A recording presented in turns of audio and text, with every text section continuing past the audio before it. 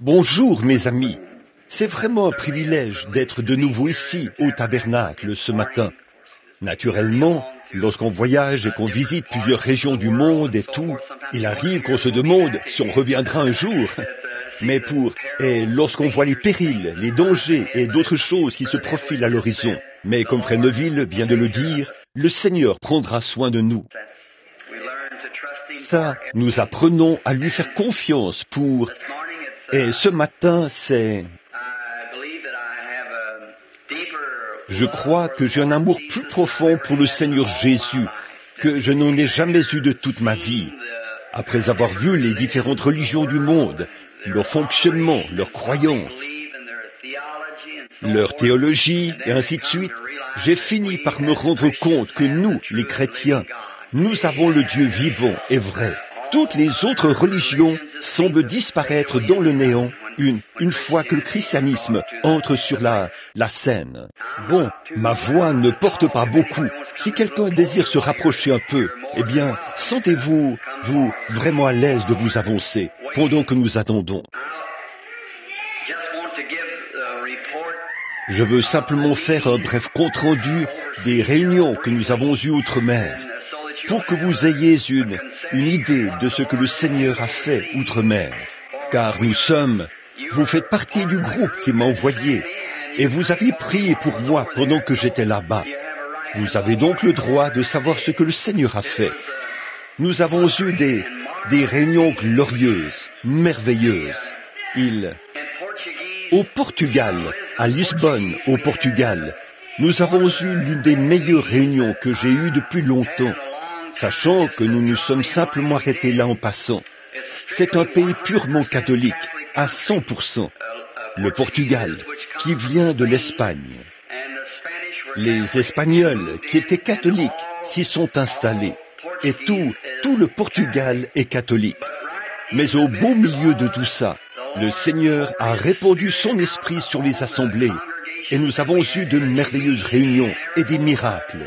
Des milliers et des milliers d'heures. Eh bien, s'il y a des catholiques ici, je n'essaye pas de dire que des catholiques se sont convertis au christianisme, parce que le catholicisme représente le christianisme. Mais les gens qui vont habituellement à l'église catholique, qui ne sont pas vraiment de fervents chrétiens, nous en avons aussi chez les protestants. Ils disent simplement, eh bien, je suis catholique parce que ma grand-mère était catholique. Et c'est tout. Ils ne prennent pas cela au sérieux. Mais des gens comme ça ont été conduits au Seigneur Jésus-Christ par milliers lors des réunions en portugais. Et de là, nous sommes allés à Rome. Et j'ai visité les grandes catacombes où les chrétiens rendaient leur culte au début, au cours des premiers âges. Et là, nous avons eu une expérience vraiment merveilleuse après y être descendus, surtout dans les catacombes de Saint-Ange. Et bien sûr, nos guides étaient de purs catholiques. Mais ils essayaient de nous dire que ces gens-là étaient des catholiques. Mais toutes les inscriptions et tout disaient le contraire. Ils ne l'étaient pas, voyez-vous. Et de là, nous sommes allés à la Cité du Vatican. Et à la Cité du Vatican, j'ai passé des moments merveilleux. Et nous avons tenu un service de guérison tout juste à l'ombre de la cathédrale Saint-Pierre. C'était une glorieuse réunion. Et littéralement, tous ceux qu'on pouvait atteindre, puisque nous étions obligés de le faire en secret. On faisait simplement savoir aux gens où nous étions. Et des milliers de gens sont venus et ont accepté le Seigneur Jésus-Christ. Et il a opéré des miracles, des signes et des prodiges parmi les gens dans la Cité du Vatican. Pouvez-vous imaginer ça? Et j'ai rencontré beaucoup de grandes célébrités du pays cette fois-ci, parce que le baron von Blomberg était avec nous.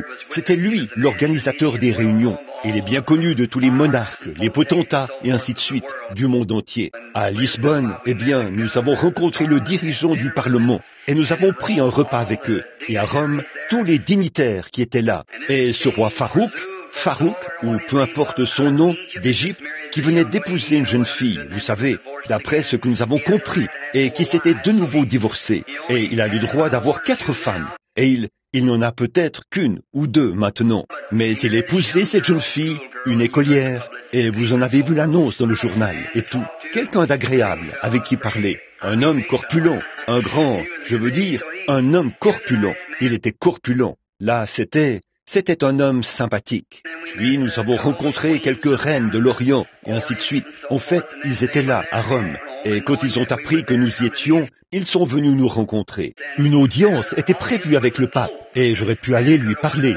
Mais quand j'ai appris qu'il fallait baiser son anneau et son orteil, j'ai dit « non, non, ah non, non ».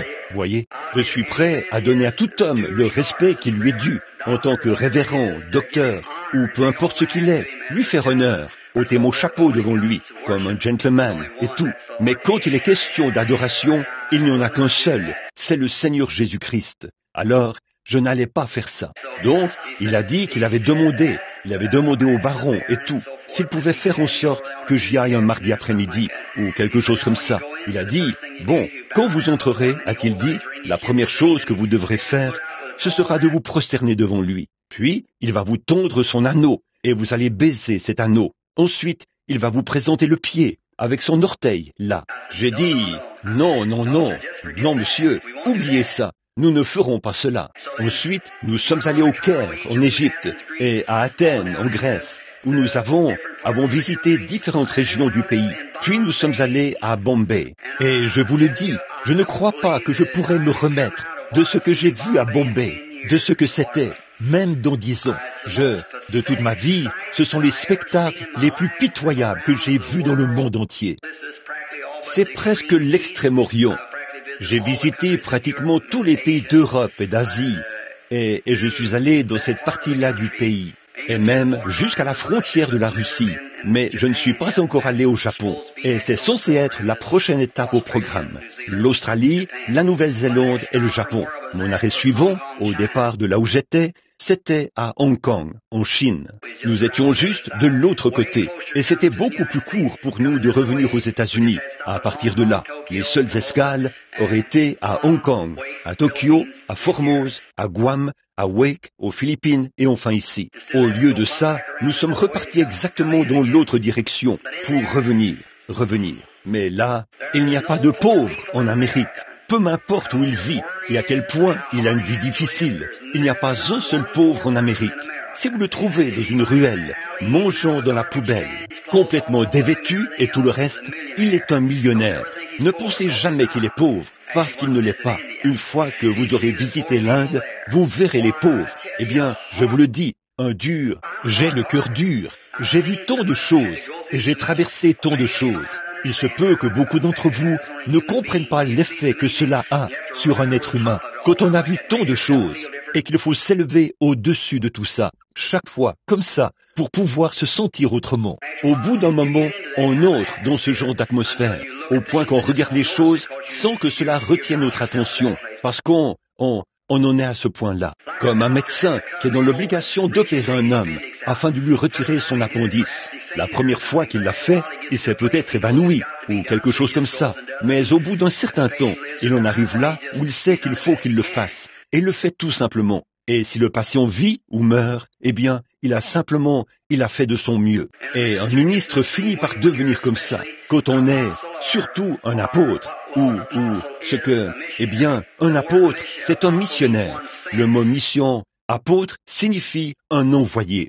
Et pourquoi le missionnaire veut-il se faire appeler missionnaire au lieu d'apôtre? Ça, je ne sais pas. L'ordre biblique de cela, c'est l'apôtre. Ainsi donc, c'est un envoyé. Il n'a pas forcément besoin d'être un ministre. L'apôtre, n'a pas besoin d'être un ministre. Il lui suffit d'être un envoyé. Dieu l'a envoyé pour faire certaines choses. Et alors, là-bas, je vous le dis, lorsque nous sommes allés en Inde, il fallait voir ces pauvres gens qui se mouraient de faim, étendus là dans les rues. Et il y avait là ces petites mamans avec leurs bébés qui mendiaient pour recevoir quelque chose. Elles-mêmes se mouraient de faim, mais elles ne voulaient pas laisser leur bébé mourir. Et elles ne demandaient que très peu, 25 cents, quelques sous, ou peu importe la somme. Si elles parvenaient à se procurer assez de nourriture, tous les 3 jours, elles survivraient. Ces gens-là n'ont pas de foyer où aller. Lorsqu'ils ont sommeil, ils s'étendent là, dans la rue. Et le vieux cochon marron n'est peut-être pas plus gros que ça, et ses flancs sont très maigres à cause de la famine. Il marche sur les gens. Le vieux bouc, qui est sur le point de s'écrouler, marche lui aussi sur les gens, et il pue. Et oh, vous n'avez jamais vu pareil conglomérat que celui qu'on voit en Inde. Évidemment, Il en a pratiquement toujours été ainsi. Ce n'est pas nouveau. Ils ont obtenu leur indépendance tout récemment, il y a environ 6 ans, après la faillite de l'Angleterre, comme vous le savez. Et ce sont des gens très étranges. De tous les millions d'hommes que j'ai pu voir dans toute l'Inde, je n'en ai pas vu un seul qui ait des membres situés plus haut que les cuisses, ici en haut, qui soient aussi gros que ceci. C'étaient tous des gens très maigres, décharnés. Et à ma fenêtre, oh, ça briserait le cœur d'un homme, comme mon fils qui est assis là à m'écouter. Il s'était assis près de la fenêtre et il regardait ces gens assis dans la rue. Lorsqu'ils ont su où j'étais, et il y avait là des lépreux qui n'avaient pas de mains, de petites choses comme des moignons levés en l'air, pour mendier quelque chose à manger, ou quoi que ce soit d'autre. Ils n'avaient pas de pieds, et ils étaient tout blancs de lèpre. Et oh, l'un pouvait à peine aider l'autre. Et oh, c'est le spectacle le plus pitoyable que vous ayez jamais vu. Et j'ai dit aux missionnaires, je ne peux tout simplement pas supporter ça. J'ai donné tout l'argent que j'avais là-bas dans les rues, absolument tout. Et je me disais, ils ont autant le droit de manger que ma Sarah et ma Rebecca. Et vous ne vous rendez pas du tout compte à quel point vous êtes bénis, les amis. Eh bien, c'est vrai, vous ne vous en rendez pas compte. Vous savez, vous devriez lever les yeux pour voir d'où ça vient. Oh là là, ça vient, et le peuple américain agit comme un cochon sous un pommier. Vous savez, tout au long de la journée, les pommes lui tombent sur la tête, et il les mange, sans lever les yeux pour voir d'où elles viennent. C'est comme ça que nous sommes. Nous ne nous arrêtons jamais pour y penser.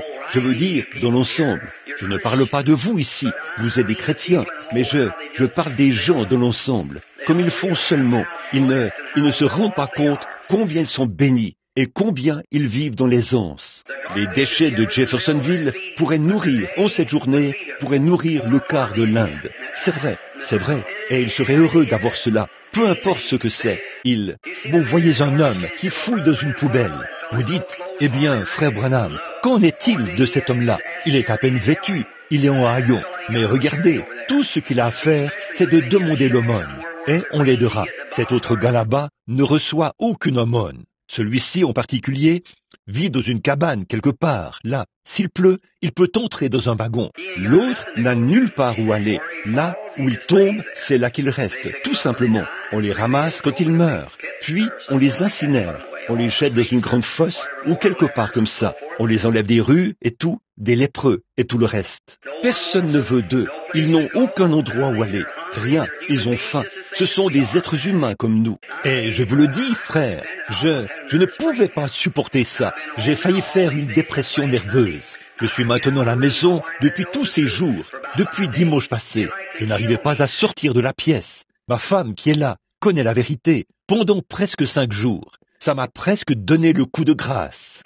Même quand notre médecin a pris ma tension artérielle, il a dit, mon gars, tu ferais mieux de te reposer. Il a dit, tes nerfs sont si fragiles que ta tension artérielle a beaucoup baissé et elle n'arrivera même pas à faire monter ton sang comme ça pour le ramener vers le haut.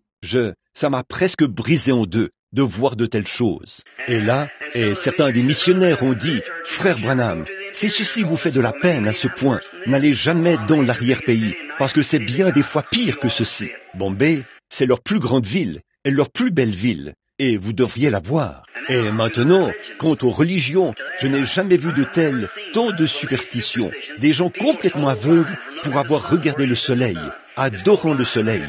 Ils sont simplement devenus aveugles pour avoir regardé le soleil. J'ai été reçu là-bas par, les célébrités.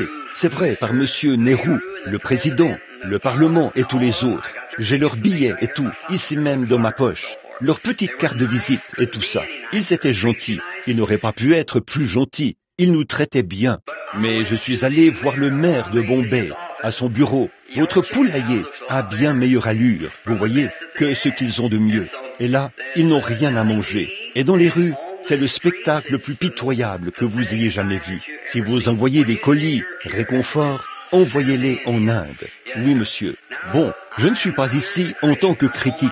J'ai dit à ma femme, en route pour venir ici, s'il y a quelque chose dont je veux me débarrasser, et pour lequel je demande à cette église de prier pour moi, c'est d'arrêter de critiquer. Dans mon cœur, je critique. Et ce n'est pas mon intention d'être comme ça. Aussitôt que je suis arrivé en territoire américain, avant d'arriver ici, j'ai vu les Américains et je me suis mis à les critiquer sur le champ. Quand j'ai regardé et que j'ai vu cette petite maman qui était à l'arrière de l'avion. Nous avons voyagé en 2e classe. Et c'est vraiment comme ça que les prédicateurs devraient voyager. Et à l'arrière de l'avion, il y avait une petite maman avec de petits enfants. Et voici cet homme assis là, qui s'en prenait à ses enfants. Parce j'avais passé 58 heures en vol. Mais ils étaient là depuis environ 35 heures. Les pauvres petits étaient agités et se conduisaient n'importe comment. Et de voir ces femmes américaines se lever là, avec des vêtements si indécents, même dans leur état immoral, leur état de famine, ces femmes-là peuvent venir ici et enseigner à ces femmes américaines comment mener une vie décente. C'est vrai, jamais dans la rue, peu importe si c'est votre femme, vous ne pouvez pas vous tenir à moins de 15 centimètres d'elle. On vous jettera en prison, vous voyez, c'est vrai. Pas question de se becqueter, de se caresser et tout, dans les rues là-bas. Et leurs femmes ne regardent jamais un homme dans les yeux lorsqu'elles lui parlent. Elles gardent la tête baissée, comme ceci, puis s'éloignent. Et on ne leur permet pas de se promener dans la rue comme ça, et ainsi de suite. Ça, c'est leur moralité. Après que j'ai vu ces gens souffrir de la faim, des païens, comme ça l'était, de voir ce côté vil et dégradé de notre nation, cela me rend critique. Et je me suis tenu là-bas, dans l'hôtel, au Taj Mahal. Je pense que Billy, comment prononce-t-on cela, Billy? Billy Paul, comment on prononce ça? L'hôtel Taj Mahal? Taj Mahal. Oui, en tout cas, j'étais là, à l'hôtel. Billy en est témoin.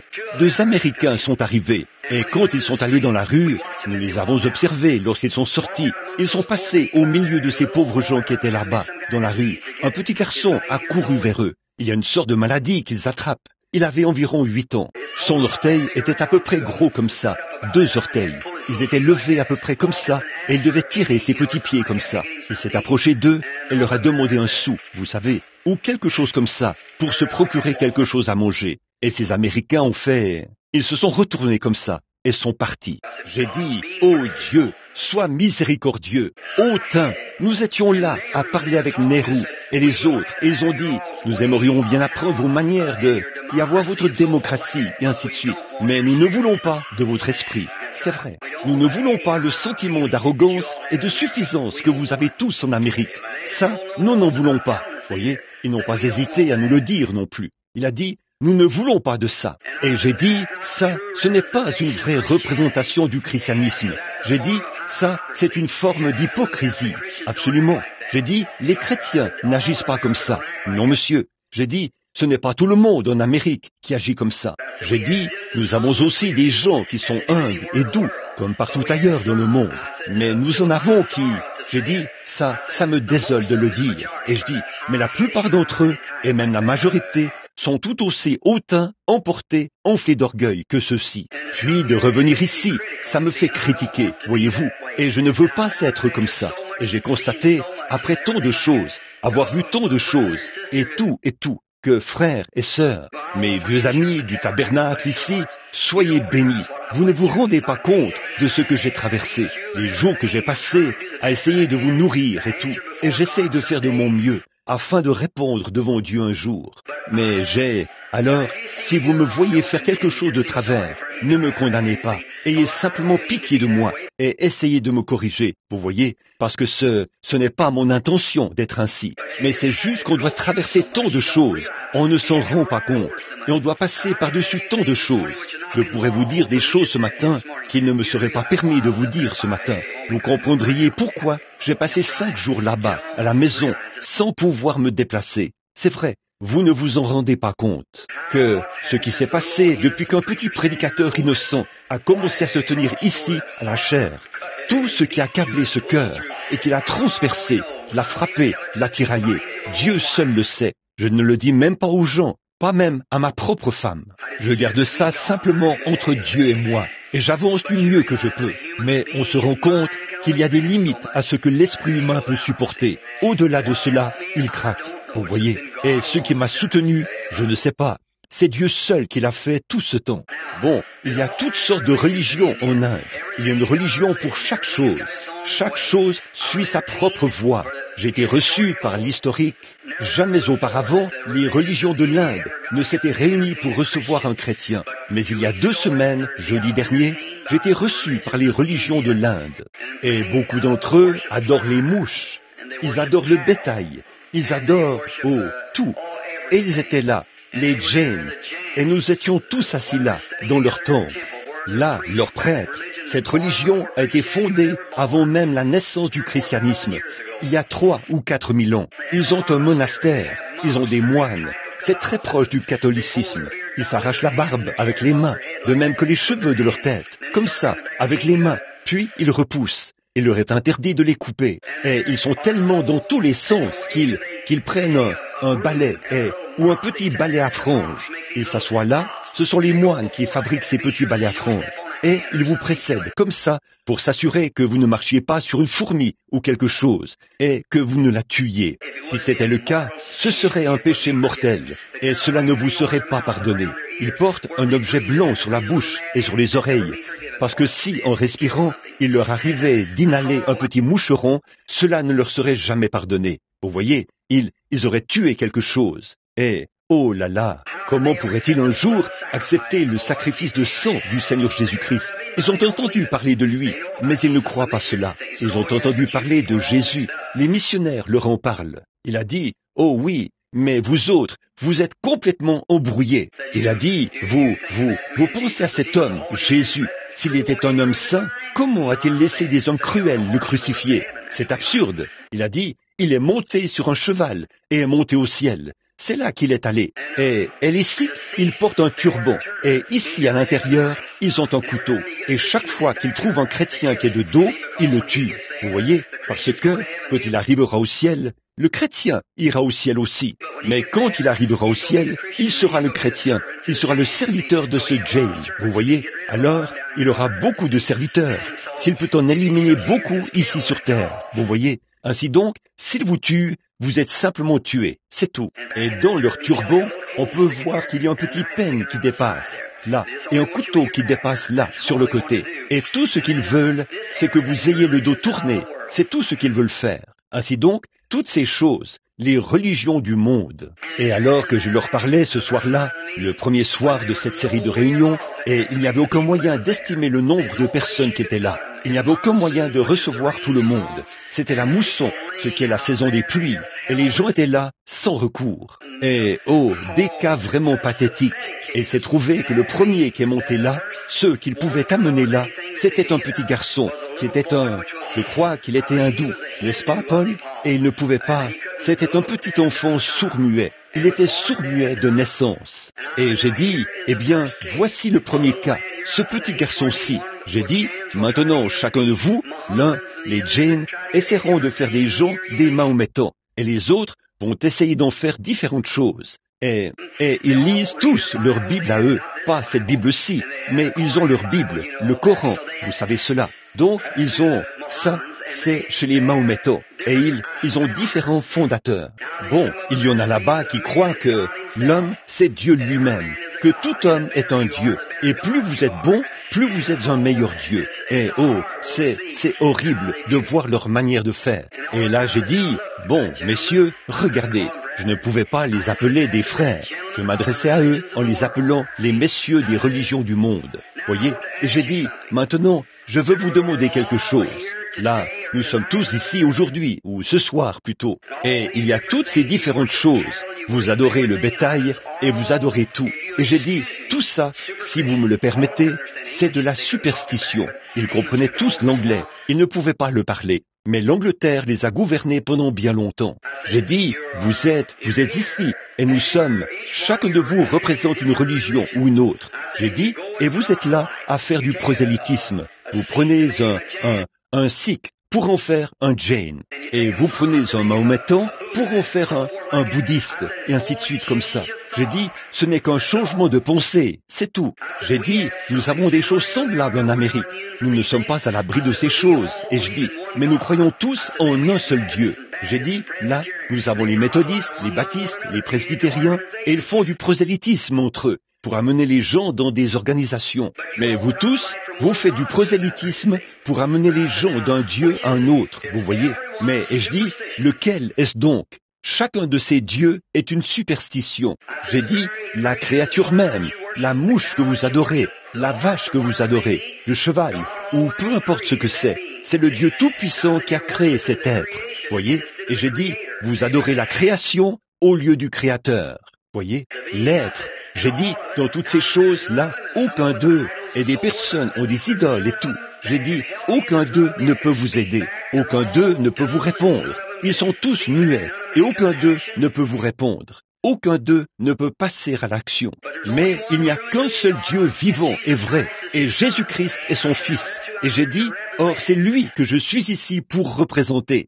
J'ai dit, et bien de même qu'Élie, le prophète, a fait venir tous les prophètes de Baal, et ainsi de suite, sur la montagne du Carmel, pour prouver et affirmer qui est Dieu. Et je dis, il n'y a maintenant qu'une seule chose à faire. Et là, si vos dieux ont raison, alors j'abandonnerai le mien pour servir les vôtres.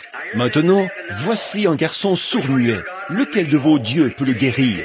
Lui donner son ouïe et l'usage de la parole. C'est ce que je veux savoir. Voyez, lequel peut rendre la parole à ce garçon? Et tout le monde était silencieux. J'ai dit, bon, le christianisme vous a été présenté sous forme de doctrine, de brochures et de Bible, et je suis d'accord avec ça, à 100%. Que Dieu vienne en aide à ces missionnaires qui vont là-bas pour y vivre.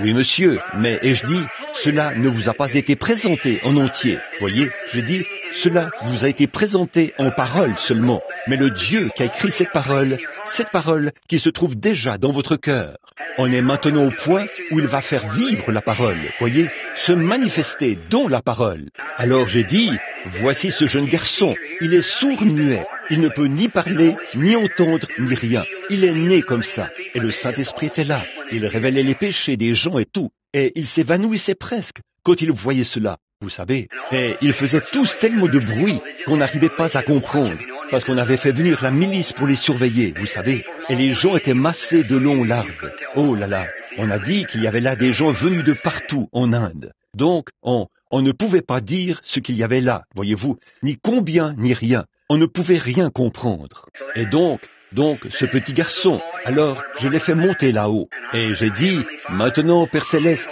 tu sais que je suis comme ces autres hommes-ci. Je serai dans le même état qu'eux, et même pire. N'eût été ta grâce, tu vois. Tu m'as sauvé. Et tout ceci, c'est toi qui l'as prévu. Ce n'est pas pour moi. Et maintenant, tu sais que je ne dis jamais que je peux faire la moindre chose. C'est toi, Seigneur. Mais ici même, pendant que les religions et les superstitions de ce monde, comme il en était du temps du prophète Élie, comme il en était du temps de ton fils Jésus, il en est de même maintenant. J'ai dit, afin que l'on sache, Seigneur Dieu, une fois encore, que tu es le seul Dieu vivant et vrai, celui qui a fait l'humanité et qui peut faire parler les muets ou faire entendre les sourds. J'ai dit, je te le demande au nom de ton Fils, selon sa parole. Il a dit de te demander toutes choses en tant que croyant chrétien, de demander toutes choses en son nom au Père, et cela nous serait donné. J'ai dit, là, je crois sa parole, et je demande à l'esprit de mutité et de surdité de quitter l'enfant comme ça. Et j'ai tapé dans mes mains comme ça. Il s'est retourné et a regardé autour de lui. Il tenait ses oreilles vers le haut comme ça, et voici qu'il pouvait parler ou entendre aussi bien que n'importe qui dans l'auditoire. Comme ça. Eh bien, c'était parti. Au tour du suivant, on ne pouvait plus. Ils ont dû me faire sortir. Il n'y avait plus moyen. Et ils ont presque arraché mes souliers, arraché mes vêtements. L'armée n'arrivait pas à les contenir. La milice, les gardes n'arrivaient pas à les contenir. Les gens couraient et fonçaient droit sur les gardes pour pénétrer leurs lignes. Comme ça, ils vous adoreraient, voyez-vous, s'ils le pouvaient. Ils ne comprennent pas. Peu importe combien vous essayez de leur faire comprendre, ils ne comprennent pas. Le suivant, c'était un homme. Le soir suivant, c'était un homme qui était aveugle. Oh, depuis environ 20 ou 30 ans, un adorateur du soleil. Il avait regardé le soleil au point d'avoir perdu la vue. Il était comme ça, à force de regarder droit vers le soleil, au point qu'il était complètement aveugle. Il n'avait pas vu depuis 20 ou 30 ans. Il s'est trouvé qu'il était le cas suivant. Il s'était frayé un chemin pour pouvoir monter sur l'estrade le lendemain soir. J'ai dit, eh bien, lequel était-ce hier soir? Après que j'ai terminé, on avait de la peine à entendre, voyez-vous. Il y avait des gens là partout, de toutes les religions et tout. J'ai dit, combien d'entre vous veulent maintenant accepter le Seigneur Jésus-Christ? vous voyez. Et tous ceux que je pouvais voir ont accepté le Seigneur Jésus-Christ comme leur sauveur personnel, partout. Et évidemment, on ne pouvait pas, jusqu'où je pouvais voir, puisque je n'arrivais pas à voir grand-chose. On ne pouvait pas le faire en plein air. Il pleuvait à verse et tout ça. Il y avait là des gens qu'il était impossible d'atteindre.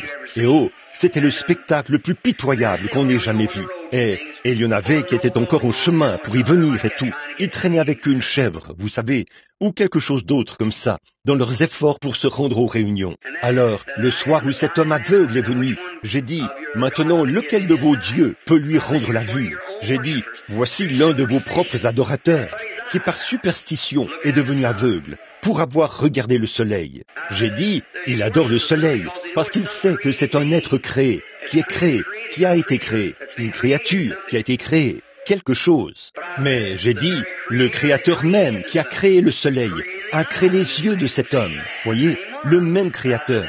Et j'ai dit, maintenant, s'il le fait, si Dieu lui rend la vue, avant que je vous demande quoi que ce soit d'autre, combien d'entre vous accepteront que le Seigneur Jésus-Christ est le Fils de Dieu, celui qui a été crucifié? Ils n'arrivaient pas à comprendre que cet homme saint et pur, étant ce que nous disons, ce que le chrétien dit, aurait pu mourir. J'ai dit, la raison pour laquelle il fallait qu'il meure, c'était afin d'ôter nos péchés. J'ai dit, il n'était pas une troisième personne, ni une deuxième personne. Il était la même personne qui avait été faite chair afin d'ôter notre péché. J'ai dit, il fallait qu'il vienne faire. Et je leur ai raconté la petite histoire que j'avais prêchée ici, la veille de mon départ, au sujet de l'abeille, vous savez, qui, après avoir piqué, laisse là son aiguillon, vous savez, et elle ne peut plus piquer. Et il fallait que ce soit dans la chair humaine que l'abeille de la mort plante son aiguillon, parce que la mort n'est pas dans l'âme. La mort est dans l'esprit, dans la chair. Il fallait que Dieu se fasse chair, afin d'ôter l'aiguillon de la mort. Et donc, quand il pouvait arriver à voir cela, vous savez, parce qu'il y a beaucoup d'insectes en Inde, et ils étaient, j'ai dit, maintenant regardez, Dieu est capable, le Créateur même. Cet homme regardait le soleil en raison de sa superstition. Il était en quête de miséricorde pour son âme, car il sait qu'il devra aller quelque part après sa mort, quand il partira d'ici. J'ai dit, à cause de cela, ses yeux se sont aveuglés, et c'est par ignorance qu'il l'a fait. Mais le Créateur même, qui a créé le soleil qu'il regardait, peut rendre la vue à ses yeux. J'ai dit, monsieur, seriez-vous prêt à accepter le Seigneur Jésus-Christ comme votre sauveur et à abandonner toutes les idoles et tout le reste, et à le servir aussi longtemps que vous vivrez? Si oui, levez la main. Et le pauvre vieil homme a levé ses mains tremblantes. Tous, là-bas, portent juste un pagne autour d'eux, vous savez. Et il a levé les mains pour dire qu'il le ferait. Et il ne s'assoit jamais quand ils sont à l'église. Jamais. Ils n'ont jamais de chaise, ni rien. Ils s'allongent simplement, ou s'assoient, ou se laissent tomber par terre, ou s'empilent les uns sur les autres, ou font ce qu'ils peuvent. Vous pouvez imaginer à quoi ça ressemblait. Les gens étaient là, comme ça, vous savez, à perte de vue. Alors j'ai prié le Seigneur qui est bon, de lui rendre la vue. Et là, par la grâce de Dieu, cet homme qui était totalement aveugle, les larmes ont commencé à couler sur son vieux visage ridé et sur sa barbe, vous savez, sur sa barbe blanche. Ça coulait comme ça, et il s'est mis à crier quelque chose dans sa propre langue. Et tout le monde s'est mis à crier. Et voilà qu'il s'est mis à marcher partout là-bas, en tapotant tout le monde comme ça. Il pouvait voir un homme qui avait été aveugle. Alors, frère Cox et les autres, je pense qu'il est assis au fond. Il peut vous montrer des lettres que nous avons reçues de l'Inde, qui confirment ces choses. Et ça nous prendrait beaucoup de temps. Mais vu la manière dont nous avions planifié les choses, je ne pouvais pas rester. Je ne comprends pas comment j'ai pu y passer 5 soirs, sans mon fils Billy Paul, qui est au fond, et sans l'aide de Dieu. Je ne sais pas comment j'y serais arrivé. Billy est resté à mes côtés, et il m'a aidé à passer à travers tout ça. Il a essayé de m'aider à passer à travers tout ça. Et ces gens, vous savez, ce sont des gens très timides. Ils ne veulent faire du tort à rien, ni personne. Et vous êtes obligés de passer par un autre côté, vous voyez. Sinon, vous risqueriez de vous faire écraser par la foule. Et on ne le saurait pas, vous savez. Les gens vous piétineraient et vous en mourriez. Voyez-vous, il faut se frayer un passage là-dedans. Alors, eh bien, je suis de retour à la maison, par la grâce de Dieu. Je pourrais en raconter davantage, mais c'est l'heure de l'école du dimanche. Je ne veux pas prendre le temps de la prédication de la parole pour parler des choses missionnaires. Si vous avez des colis réconfort, et que vous voulez mon conseil, envoyez cela en Inde. Je n'ai rien contre l'Allemagne. Ce sont de braves gens. Rien contre les autres. Mais frères, sœurs, nous leur envoyons des choses là-bas, rien que pour les renforcer. Et plus tard, avoir une autre guerre contre eux. Vous voyez, c'est vrai, envoyons cela là où c'est vraiment nécessaire. Vous voyez, si vous avez quelque chose à envoyer, envoyez cela en Inde. Ce sont eux qui sont dans le besoin. Et ils sont pauvres, illettrés. Ils ont des ressources naturelles, mais ils n'ont pas le savoir-faire qu'il faut pour les exploiter. Tout ce qu'ils savent faire, c'est mendier. Et c'est ce qu'ils font. Et ils voulaient m'emmener faire vous savez combien j'aime la chasse. Ils voulaient m'emmener à une grande partie de chasse, aux tigres de Bengale, là-bas à leurs frais. J'ai dit, rendez-moi service. Prenez l'argent que vous auriez dépensé pour cela et nourrissez ces pauvres gens qui sont là-bas. Je peux très bien rentrer chez moi sans l'avoir fait, voyez-vous. C'est vrai, parce que je peux aller faire une partie de chasse ailleurs, vous voyez. Si jamais vous avez de vieux vêtements ou quoi que ce soit que vous voulez envoyer, envoyez cela en Inde, voyez. Maintenant, j'ai parcouru le monde entier, ou presque. Je sais de quoi je parle. Et en tant que frère chrétien, l'Inde est dans le besoin. Maintenant, je suis rentré à la maison. J'ai accompli tout ce que le Seigneur m'a dit de faire. Autant que je sache, j'ai fait de mon mieux. La semaine prochaine, je vais vous raconter une petite chose qui est arrivée.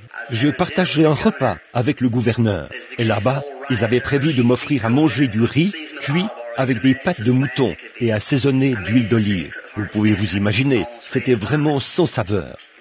Ça m'a rendu tellement malade. J'avais du mal à supporter cela. J'étais presque sur le point de vomir. Le gouverneur m'a regardé et a dit, « Monsieur, je crois que vous êtes malade. » Et j'ai dit, « Oh, et je dis, je pense que la nourriture est un peu différente. » Quand nous sommes arrivés à l'hôtel, le médecin personnel du gouverneur était là, à m'attendre. Il a dit, « Je veux vous examiner. » Il a dit, « Je suis le médecin personnel du gouverneur. » J'ai dit, « Oh, je vais bien. » Et donc, il a commencé, bien sûr, en bon gentleman, il m'a examiné de fond en comble. Et il a dit, « Je pense que vous allez bien. » Tout se passait bien jusqu'à ce qu'il prenne ma tension artérielle. Il m'a de nouveau regardé et a dit, « N'êtes-vous pas extrêmement fatigué ?» J'ai dit, « Oui, monsieur. » Je me suis mis à lui parler des effets des réunions, les visions, vous savez, lorsque je me mets à les avoir. Il a dit, « Je ne sais pas comment vous êtes encore en vie. » Il a dit, « Je ne veux pas vous faire peur, mais, a-t-il dit, votre tension artérielle est au plus bas. » Il a dit, « Vos nerfs sont si faibles qu'ils n'arrivent pas à pomper votre sang vers le haut. » Voyez, il a dit, votre tension artérielle est dangereusement basse. Il a dit, combien de temps comptez-vous rester ici? J'ai dit, oh, j'ai encore 2 réunions. Il a dit, eh bien, je vous conseille de retourner en Amérique le plus tôt possible et qu'un très bon médecin vous examine, a-t-il dit, parce que je vous conseillerais de ne pas avoir de réunion pendant un certain temps. Voyez, je lui ai dit comment ça se passait. Bien sûr, il appelait ça des dimensions, vous savez, passer d'une dimension à une autre. J'ai dit, eh bien monsieur, quand je serai de retour chez moi, et je dis, j'ai promis aux Américains, avec qui j'avais eu des réunions, qu'on ferait les choses différemment à l'avenir. J'ai dit, je vais simplement prier pour les gens, voyez, et parce que je vois que ça ne produit pas l'effet escompté. Je regarde mon frère, Oral Roberts, et certains de ces hommes-là qui ont des réunions et qui amènent même plus de gens au salut ici en Amérique que moi. C'est simplement quelque chose que je crois avoir mal utilisé. Un grand don divin, un don prophétique que j'ai utilisé pour la guérison divine. Et je ne pense pas que ça ait encouragé Dieu ou que j'ai trouvé grâce aux yeux de Dieu en faisant cela, parce que cela n'a pas produit l'effet escompté. Il ne m'a jamais parlé de cela, les amis, vous savez. Il a dit que cela s'était fait auparavant. Il a même présenté Moïse de la même manière. Moïse est allé en Égypte et a accompli ses miracles une seule fois. Cela a été réglé. Il a pris sa main, puis il l'a guéri de la lèpre. Il a changé un bâton en serpent, puis c'est redevenu un bâton. Et cela a réglé la question pour toujours. Et je pense qu'après avoir passé 10 ans à parcourir l'Amérique d'un bout à l'autre et à visiter toutes les villes, les gens comprennent bien que c'est la vérité. Vous voyez, cette fois, c'est pour prier pour les gens. Et c'est ce que j'ai l'intention de faire. J'ai été très gentil. Vous savez que je vous aime. Et je vous aime d'un amour sans fin. Et ça, Dieu le sait. J'ai dû m'isoler. Il y a des gens d'un bout à l'autre de cette Amérique à qui j'aimerais serrer la main. Et j'ai désiré ardemment le faire lors des réunions. Je n'ai pas pu, vous voyez. Vous ne savez pas quel effet ces visions ont sur quelqu'un. Dès qu'on se tient devant la personne, ça vient tout de suite. Vous voyez, parfois, je ne le dis pas aux gens, mais c'est là, devant la personne. J'ai découvert sur des gens des choses que j'aurais préféré ne pas savoir. Des gens qui sont censés être mes amis. Et pourtant, on sait que ces choses n'étaient pas justes. Si Dieu descendait maintenant et m'en donnait la permission, je pourrais vous dire des choses qui vous surprendraient. Et là, j'ai demandé au Saint-Esprit s'il le veut bien. Et il m'a dit, je lui ai demandé s'il me permettait premièrement de me ramener à l'état où j'étais quand j'ai quitté le tabernacle.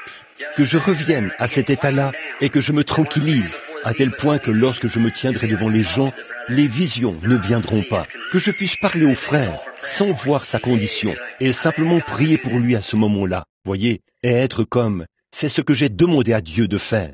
Je suis rentré à la maison et je sais que cette semaine, personne n'est venu à la maison. C'est une bonne chose. J'ai passé près de 5 jours là-bas et je n'arrivais même pas à bouger. J'en étais au point où je me levais et j'avais l'impression d'avoir des douleurs dans les os et tout.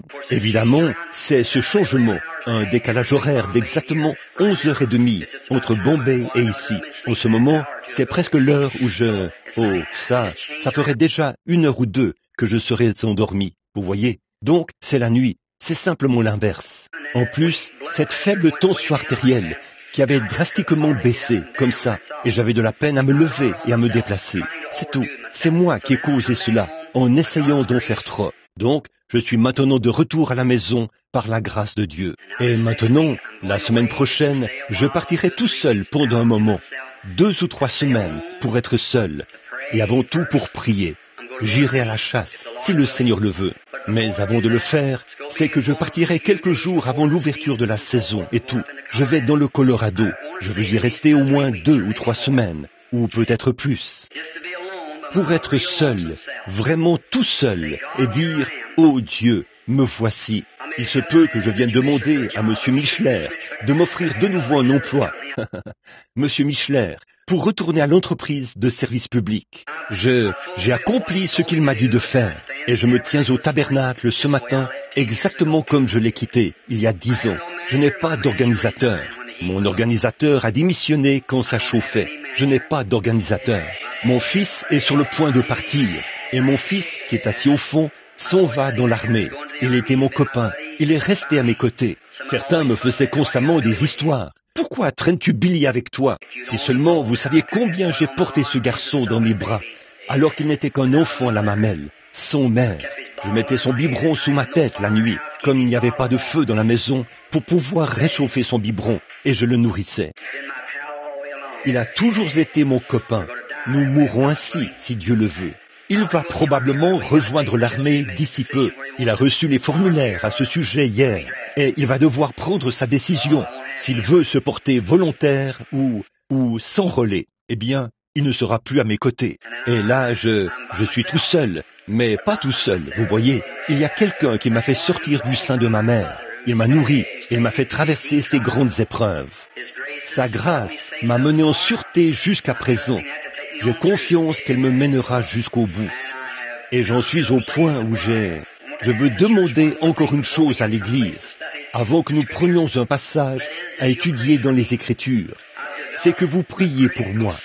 Un esprit critique s'est développé en moi et ça me hante. J'en ai parlé à ma femme hier, pour la première fois. Il s'est passé quelque chose. J'étais assis là dans la cour et je le lui ai dit. Elle me l'avait rappelé et je lui en ai parlé. J'ai dit, chérie, j'en suis au point où je me mets à critiquer les gens. Je ne veux pas être. Ça, c'est le travail de qui? Ce n'est pas le mien. Dieu est celui qui doit critiquer, pas moi. Une certaine femme est allée là-bas, Madame Dowd. Je ne sais pas si vous avez déjà entendu parler d'elle ou pas. Oh, c'était une telle honte en Inde. C'est pour cette raison que nous ne pouvions même pas tenir nos réunions en plein air. Elle est allée là-bas et a essayé de recueillir des offrandes de ces gens. Et parce qu'ils refusaient de lui donner leur petite roupie. Une pauvre petite femme dont le travail consiste à transporter du mortier sur sa tête, au haut des marches, et ce genre de choses, de 5 heures à 10 heures. Elle gagne 1 roupie par jour, soit 21 cents. Vous voyez, elle doit travailler dur pour conserver cet emploi. Des femmes qui pataugent dans la boue jusqu'aux genoux et tout. Les pauvres, pour s'occuper de leurs petits bébés et ainsi de suite. 1 roupie, 21 cents. Et elle était là à harceler ces gens, à prendre ces roupies et à les changer en monnaie américaine. Et ces gens-là disaient, vous venez ici pour prendre ce que nous avons, pas pour nous aider. Vous voyez, vous autres, ils n'ont pas eu besoin de me donner le moindre sou pour que j'aille là-bas ou que je revienne ici, pour payer mes dépenses, payer toutes les locations de salles, toutes les notes d'hôtel et tout. Et en plus, tout ce qui me restait, j'ai distribué cela dans la rue. Je ne l'ai pas donné à une association. J'ai pris cela et je l'ai donné à ces pauvres gens qui se mouraient de faim. C'est là que votre argent est allé. C'est là que votre argent est allé. Exactement. Je l'ai fait de mon mieux. Je pouvais le faire moi-même. J'aurais seulement voulu en avoir plus pour en donner. Bon, mais là, mon frère, ma sœur, cette femme s'est mise à recueillir des offrandes et à les harceler. Ils ont dit, vous êtes venus pour prendre ce que nous avons, pas pour nous aider. Je pensais que vous veniez nous aider. Elle était censée être une guérisseuse divine. Elle était fâchée contre moi quand j'étais là, sur la côte ouest. Howard, avait-elle dit, je veux voir ton papa. Elle avait épousé un homme de tout là-bas, en Égypte, ou quelque chose comme ça. Elle avait dit, je m'en vais en Inde, moi aussi. Il a dit, eh bien madame, quand cette onction-là est sur lui, nous, les gens ne viennent pas pour le rencontrer. Elle a dit, dites-lui que je suis madame Dowd. Elle a dit, comme j'irai en Inde avant lui, j'aurai la situation bien en main avant qu'il n'arrive. Elle a dit, de toute façon, j'ai de plus grandes réunions qu'il n'a jamais eues. Eh bien, c'est vrai, c'est possible, voyez, je ne sais pas. Mais de penser qu'elle avait cela bien en main, si bien qu'on ne pouvait même pas tenir une réunion en plein air. Voilà ce qu'il en était. Et les gens ont déclenché une émeute. Et elle s'est tenue là et a dit, vous, diable noir que vous êtes. Elle a continué comme ça. Et ils ont essayé de la convaincre de s'en aller, mais elle a refusé. Et quelqu'un l'a frappée sur la tête avec une brique. Il a fallu la porter pour la faire sortir. Et là, on l'a fait partir d'urgence du pays. Elle est allée dans un autre pays, là-bas. Et le baron von Blumberg a dû aller voir le roi et tout, pour la sortir de là et éviter un massacre. Et donc, alors voilà, c'était ça. Et j'ai regardé ça. Et j'ai critiqué cela. Quand je suis revenu, la première chose qu'on m'a remise, c'était la voie de la guérison. Et j'ai vu ces réunions de A.A. Allen. Et j'ai vu combien c'était contraire aux Écritures. Et j'ai critiqué cela, voyez-vous. Oh là là, je pense. Mais regardez ces pauvres gens, des gens charmants, qui suivent ça, vous voyez, et qui l'accompagnent dans cela. Des gens au cœur honnête.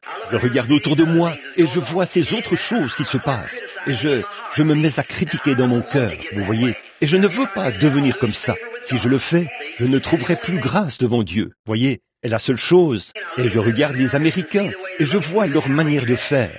Je regarde les femmes, comment elles s'habillent, et je regarde les hommes, comment ils agissent, et comment ils boivent, jurent, fument, chic, et prétendent être des chrétiens, au point que cela me donne la nausée. Quand je vois ce qu'il en est de l'autre côté, et que je vois ceci, alors je regarde les deux et je me dis, oh Dieu, mais écoutez ceci, à qui appartient la bataille? Dieu a dit, laissez l'ivraie et le blé croître ensemble. Les anges viendront les séparer à la fin du temps. Ce n'est pas à moi de le faire. Donc, aidez-moi, alors que je me tiens ici à la chair, la main levée. Aidez-moi à ne critiquer personne. Et aidez-moi afin que Dieu me donne dans mon cœur un esprit qui fera en sorte qu'au lieu de les critiquer, je les aimerai malgré tout et j'avancerai. Cela me tracasse continuellement, encore et encore. Or, je ne suis qu'un humain.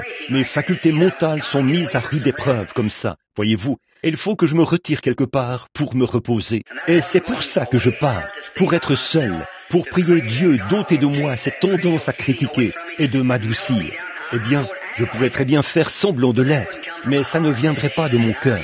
Et là, je serais certainement un hypocrite. Vous voyez, je veux que cela vienne de mon cœur, que j'ai vraiment de l'amour pour ceux qui ne sont pas agréables. C'est ce que Jésus a fait. Quand j'étais critique, que j'avais besoin qu'on me critique, encore là, il m'a quand même aimé, malgré tout. C'est donc ainsi que je veux être. Priez pour moi. J'espère vous revoir vers le mois de novembre. Je reviendrai peut-être pour tenir des réunions de réveil ici, au tabernacle, avant que nous... Alors là, voici une chose que j'ai faite. J'ai demandé ceci. Encore une chose, je ne veux pas m'occuper des malades, sinon par le moyen des mouchoirs ou ce genre de choses. J'essaie de m'éloigner des visions, voyez-vous, surtout en ce moment où je me sens si faible. Dès que je vais me tenir devant les gens, eh bien, vous déclenchez cela. Les visions reviennent.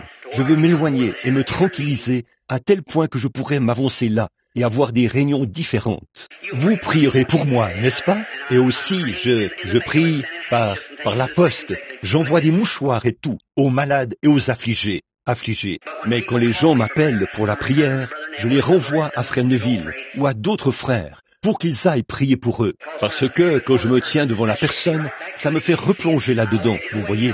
Et je veux m'éloigner de cela pour pouvoir m'exprimer, dire, eh bien, Seigneur, seulement selon ta volonté, que tu voudras que je sache quelque chose, fais-le-moi savoir. Et je garderai le secret pour moi, à moins que tu me dises de le dire. Vous voyez ce que je veux dire? Puis j'irai prier pour les malades, et je changerai complètement mon ministère. Je pourrai avoir des réunions plus longues, de meilleures réunions, et tout, par rapport à ce que je faisais avant. Que le Seigneur vous bénisse maintenant, alors que nous courbons la tête. Père Céleste, nous te remercions ce matin pour ce moment que nous avons passé à parler de ces missions, et combien tu nous as bénis et aidés. Que de fois me suis-je demandé, lorsque les vagues se soulevaient, que j'étais aux prises avec de grandes épreuves, si j'allais un jour revenir à la maison. Mais bon, me voici de nouveau, Seigneur. Tu me ramènes toujours. Je te remercie pour cette Église, pour son pasteur, pour ses fidèles. Bénis-nous. Et maintenant, Père, ce matin, mon cœur regarde là-bas, du côté de l'Inde, et je pense à ceux qui sont allongés là-bas, dans la rue ce matin, tout le long du rivage, dans ces petits abris là-bas, ces gens pauvres, affamés, souffrant de la faim, sans instruction, qui ne connaissent pas le Seigneur Jésus, et qui adorent une sorte de superstition ou une idole.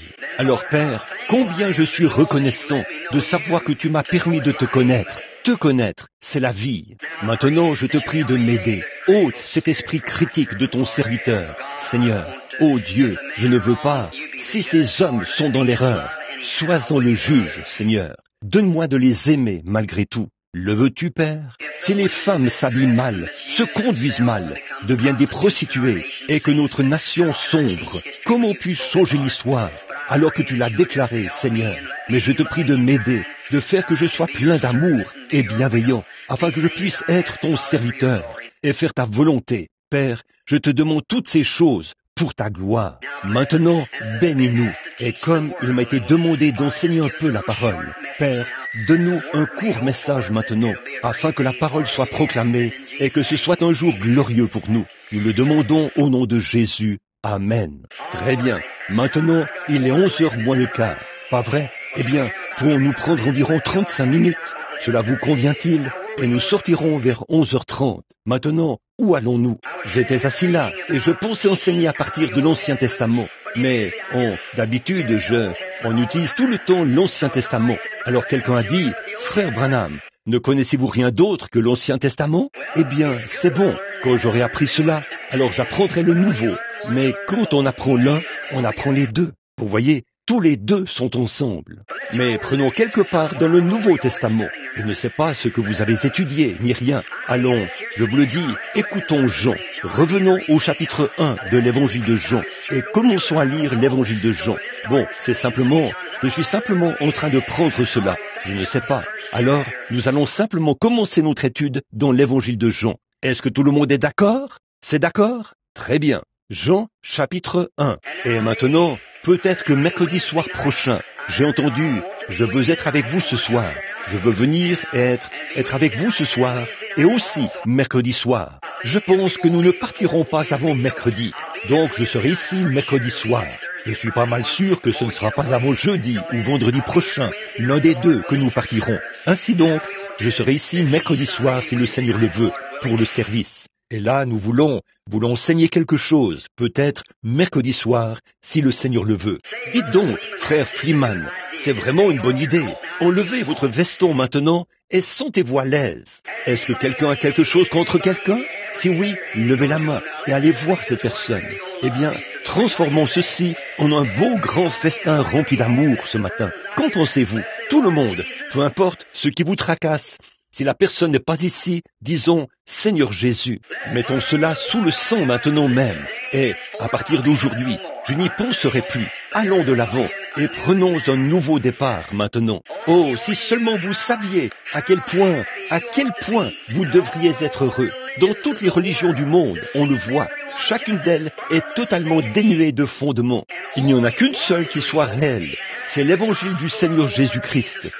Qu'importe si c'est proclamé par l'Église méthodiste, l'Église baptiste, l'Église presbytérienne, le Seigneur Jésus-Christ est la vérité. Amen. Voyez, peu importe qui le proclame. Le christianisme surpasse tout. C'est la seule chose qui est un fondement, la seule. Les autres choses, le sacrifice sanglant du Seigneur Jésus-Christ est le seul espoir du monde. Eh bien, j'ai vu leur religion, j'ai vu leurs idoles, j'ai vu leurs superstitions, j'ai vu leurs dieux et tout, et je les ai étudiés. J'ai étudié le Coran, en étudiant tout ce que j'ai pu avoir à m'apporter. Et j'ai vu combien toutes, autant qu'elles sont devenues des superstitions. Et ça vous fait vraiment vous rendre compte, que Jésus-Christ, le Fils de Dieu, est le seul espoir du monde. Il est le seul qui soit jamais ressuscité des morts. Et nous pouvons prouver qu'il est ressuscité des morts et qu'il est vivant aujourd'hui. Amen. Oh là là, frère Neville, vous ne savez pas à quel point je suis heureux d'être un chrétien. Oh, vous devriez être si heureux. Maintenant, ce glorieux évangile de Jean, ici, selon Jean. Jean était le bien-aimé. Nous croyons que le Jean dont il est question ici, c'était le bien-aimé qui s'était appuyé sur la poitrine de Jésus et tout. Parmi les apôtres, il est celui qui a atteint l'âge le plus avancé ou qui a vécu plus longtemps que tous les autres. Et Pierre a été crucifié la tête en bas, les pieds vers le haut. André a été crucifié, les mains de chaque côté, comme ceci, et cloué. Là-bas, j'ai vu l'endroit où on a décapité Paul, là, à Rome. Dites, je tâcherai d'apporter ça la prochaine fois que je viendrai. Les images de tous ces martyrs et tout, où les gens étaient donnés en pâture aux lions, et ainsi de suite. J'ai tout un gros dossier là-dessus. J'apporterai cela, et j'en mettrai une sur un poteau et une autre sur l'autre poteau, et ainsi de suite, pour que vous puissiez les voir et les regarder. Tout est en anglais. Remarquez, quel spectacle qui brise le cœur. Là où Paul a été décapité, et on l'a jeté dans les égouts et abandonné. Et quand on y pense, oh là là, à peine la hache avait touché sa tête, qu'il était déjà dans la gloire. Amen. Ce n'est pas étonnant, il se tenait là, dans cette cellule, lorsqu'il a écrit « Ô mort, où est ton aiguillon? Tombe, où est ta victoire ?» Mais grâce soit rendue à Dieu, qui nous donne la victoire, par notre Seigneur Jésus-Christ.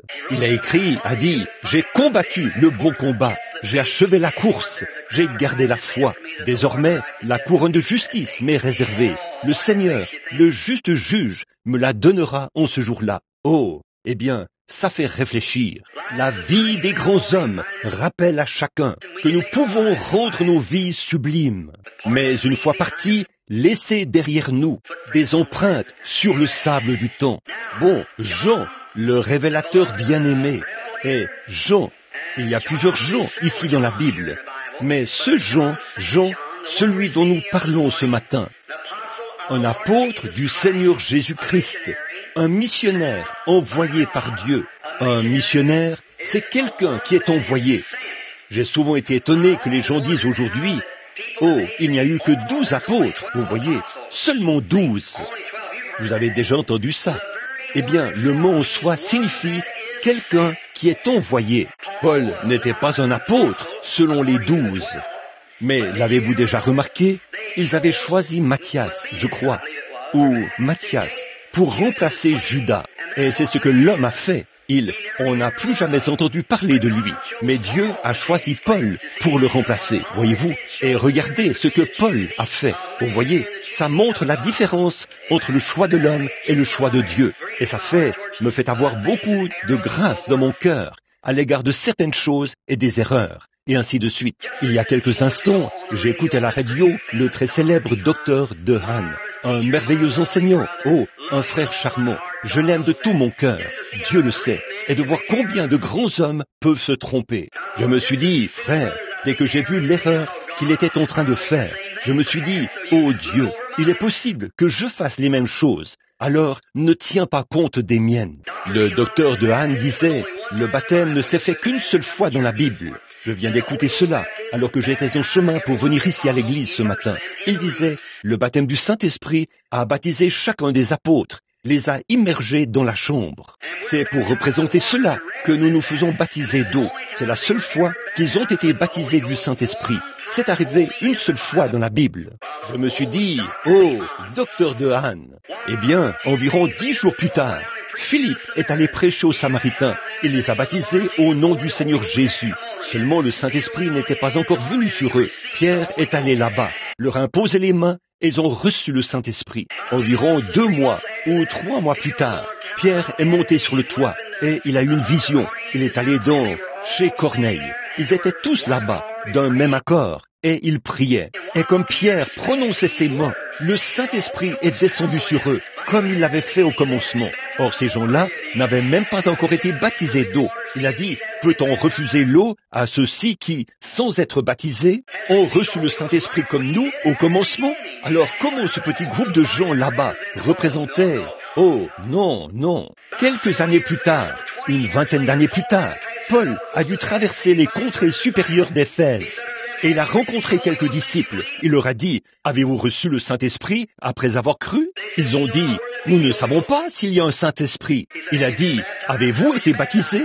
De quel baptême avez-vous été baptisés ?» Ils ont dit, « Du baptême de Jean. » Il a dit, « Mais Jean a baptisé du baptême de repentance, disant qu'il fallait croire en celui qui allait venir, le Seigneur Jésus. » Sur ces paroles, ils se sont fait rebaptiser dans l'eau au nom du Seigneur Jésus. Et donc, il leur a imposé les mains et le Saint-Esprit est venu sur eux, voyez-vous, de la même manière qu'il est venu au commencement. Oh oui, le baptême du Saint-Esprit, le baptême d'eau, continue d'exister et ça continuera jusqu'à ce que Jésus revienne. Mais quelle erreur, vous voyez, quelle erreur! Pour un grand érudit si intelligent, cela montre que, peu importe combien vous êtes intelligent, combien vous connaissez de choses, vous êtes un humain et vous ferez des erreurs. Aussi sûr que 2 et 2 font 4. La bataille appartient au Seigneur. C'est vrai, j'ai vu des choses, même dans des visions, les choses que le Seigneur m'a montrées. Puis j'ai fait demi-tour et j'ai fait exactement l'inverse. Vous imaginez? Alors que Dieu me l'a montré, j'ai vécu cela à Lisbonne. J'ai dit, Seigneur, retire simplement ta main de sur moi. Je ne suis même pas digne d'être ton serviteur. De voir qu'il m'avait dit quelque chose et que j'avais complètement oublié cela. Et je suis allé de l'avant. C'est arrivé. Je me suis dit, oh là là, et là, pourquoi ne m'en suis-je pas souvenu? Voyez, c'était bien là, dans ma poche. Je l'avais noté sur un bout de papier. Or, je me suis avancé là et j'ai fait l'inverse. Vous voyez, là, ça montre à quel point, combien je suis bon. Voyez-vous, pas, oh, le pire de tous, ce serait moi. En effet, si Dieu vous a dit de faire quelque chose et que vous faites demi-tour et faites l'inverse, c'est terrible, voyez. Alors, voyez-vous, l'homme, peu importe qui il n'est rien d'autre qu'un être humain. Il fera des erreurs. Alors, supportons-nous les uns les autres et faisons de notre mieux. C'est tout ce que nous pouvons faire. Très bien. Dans Jean maintenant, le verset 1. Est-ce que tout le monde a ouvert sa Bible? Au commencement. Oh, dis donc, ça c'est bon, n'est-ce pas? Comme début. Au commencement était la parole. Et la parole était avec Dieu. Et la parole était Dieu. Écoutez, elle était au commencement avec Dieu. Dites, prenons plus bas le verset 14. J'ai enseigné là-dessus tant de fois et j'y ai pensé. Écoutez, et la parole a été faite chair et elle a habité parmi nous, pleine de grâce et de vérité. Et nous avons contemplé sa gloire, la gloire du Fils unique venu du Père. Écoutez, au commencement était la parole. Et la parole était avec Dieu, et la parole était Dieu. Et la parole a été faite chair, et elle a habité parmi nous. Au commencement. Maintenant, prenons quelque chose de vraiment. Ici, je vois quelque chose. Et le Saint-Esprit doit avoir fait qu'il en soit ainsi. Vous voyez, je vois une chose merveilleuse ici. Au commencement était la parole. Eh bien, mentalement parlant, on ne peut pas remonter plus loin qu'au commencement. Au commencement. Avant qu'il y ait un monde, avant qu'il y ait une étoile, avant qu'il y ait un soleil, une lune, quoi que ce soit d'autre, avant qu'il y ait la moindre création, ça, c'est au commencement. Pas vrai? Eh bien, le plus loin où nous pouvons remonter, c'est au commencement. Et au commencement, Dieu existait. Au commencement était la parole, et la parole était Dieu, et la parole était avec Dieu. Et la parole a été faite chair, et elle a habité parmi nous. Dans ce cas, la parole, c'était Jésus-Christ. Pas vrai? Oh là là! Alors, qui était? Au commencement était Jésus-Christ. Alors, selon les idées de nos catholiques sur la filiation éternelle, cela ne se pourrait pas, car s'il était le Fils de Dieu, il faut bien qu'il y ait eu un commencement dans le temps. Il fallait qu'il soit né d'eux pour être un fils, pas vrai? s'il était le Fils de Dieu. Oh là, nous allons plonger dans la bonne vieille écriture. Comme j'aime l'écriture. C'est simplement, on se sent bien quand on entre là-dedans. Vous savez, ne l'aimez-vous pas? Au commencement était la parole, et la parole était avec Dieu, et la parole était Dieu. La parole elle-même était Dieu, et la parole a été faite chair, et elle a habité parmi nous, et nous l'avons contemplé, lui, dans la gloire du Père. Vous voyez, nous avons contemplé la parole qui était au commencement, faite chair ici sur terre. Eh bien, comme c'est merveilleux de penser que Dieu a été fait chair pour ôter le péché, eh bien, si nous pouvions voir les superstitions du monde où les gens adorent et veulent devenir de bonnes personnes.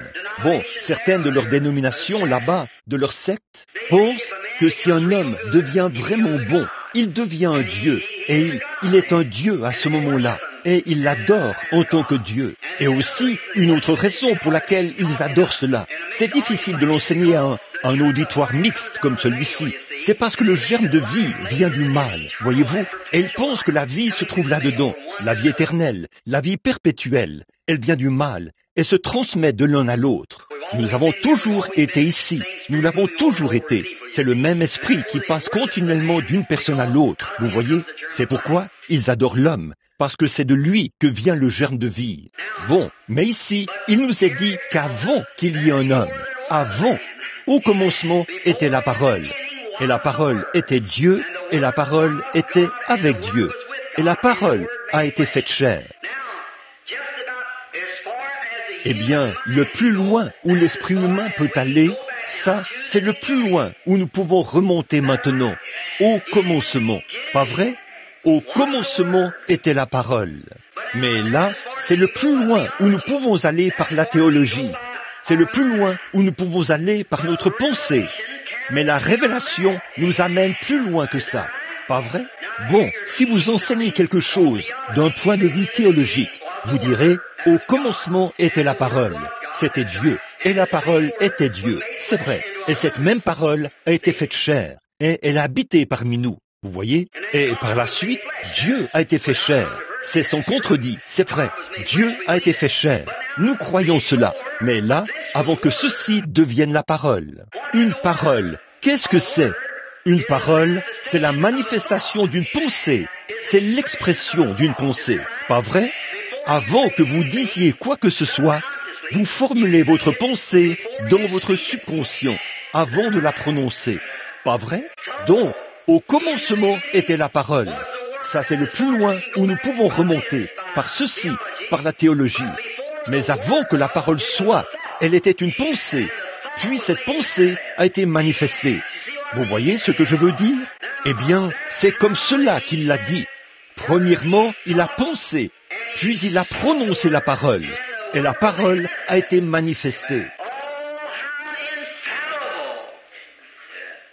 Oh, comme Dieu est infaillible. Remarquez, chaque pensée, une fois qu'elle est prononcée, quand Jésus, ce n'est pas étonnant, quand il est descendu de la colline ce soir-là et a cherché quelque chose à manger sur cet arbre, il n'y avait pas de nourriture sur cet arbre. Il a dit que personne ne mange de ton fruit. Puis il a poursuivi sa route. Et le lendemain, à son retour, l'arbre avait séché. La pensée de Dieu, cette pensée au commencement, c'était une pensée avant d'être une parole, qui a exprimé Jésus-Christ. Et c'est la même personne qui exprimait de nouveau cette parole. Voyez?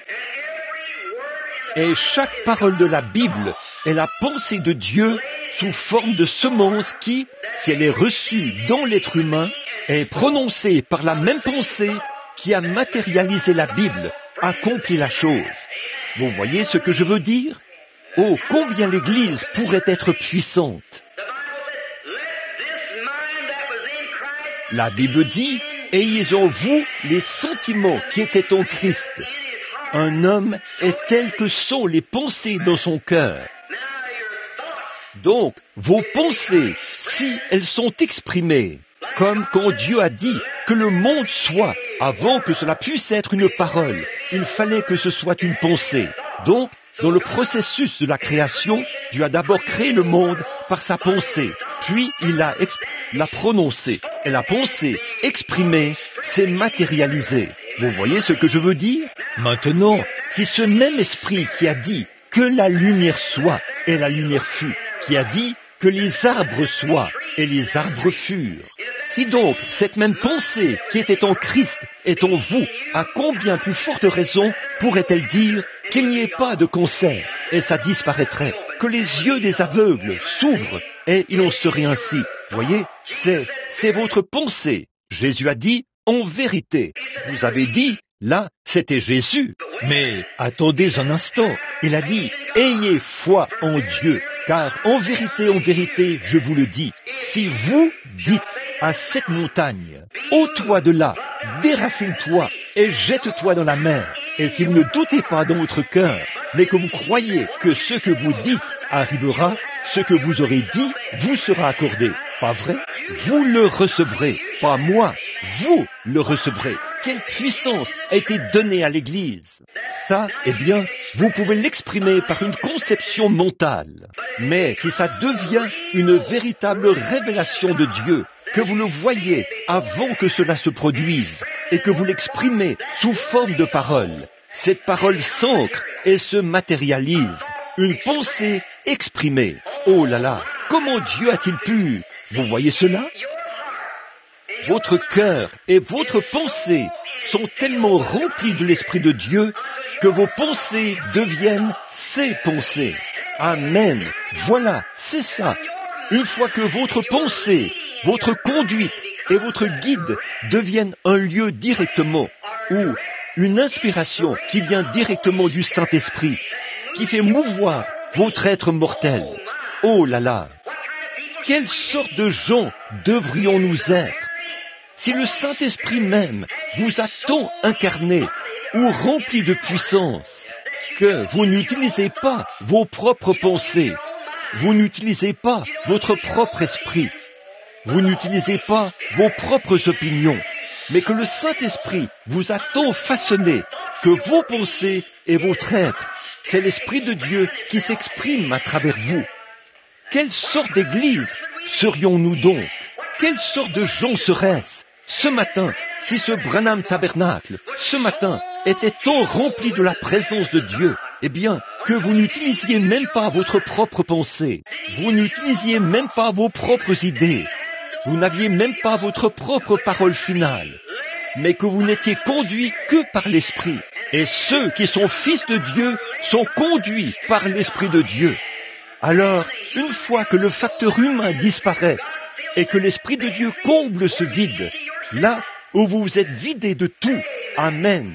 C'est à ce moment-là que l'Église, qui est dans sa puissance de la résurrection du Seigneur Jésus, marchera dans ses pas, dans sa puissance, dans ses pensées, dans son être, dans son action. Vous voyez ce que je veux dire?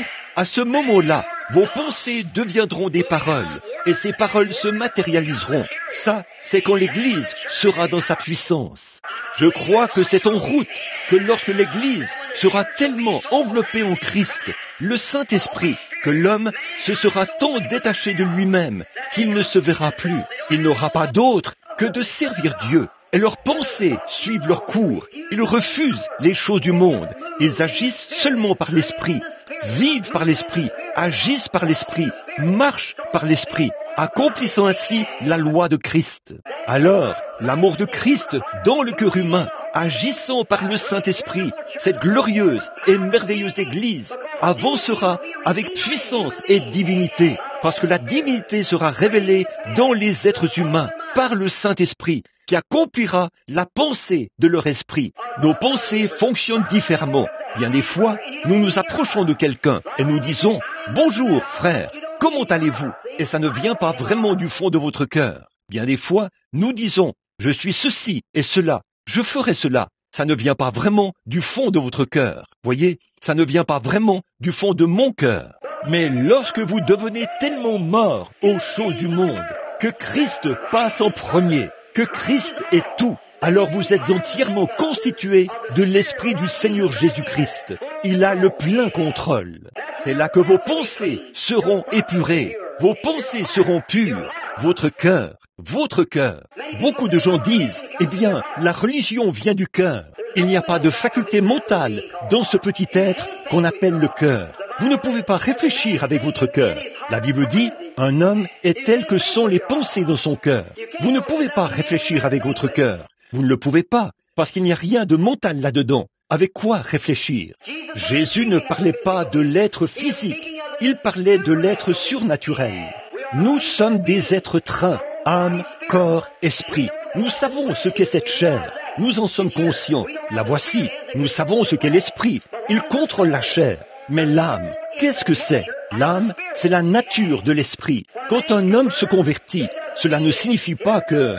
Voici un bon enseignement profond. J'espère que vous saisissez cela. Il y a quelque temps, j'en parlais à certains jeunes hommes l'autre jour. Un homme s'est assis sur mon perron et il a dit, « Frère Branham, autrefois, j'étais un homme d'affaires et j'ai passé des années à rechercher le salut. » Il m'a raconté tout ce qu'il avait enduré. Il a dit que sa femme était allée quelque part et avait reçu l'esprit. Et il n'arrivait pas à recevoir l'esprit. J'ai dit, « Qu'est-ce que vous voulez dire, frère ?» Il m'a dit d'où il venait. Il s'est exprimé. J'ai dit, vous recherchez le salut? Il a dit, oui, je recherche le salut.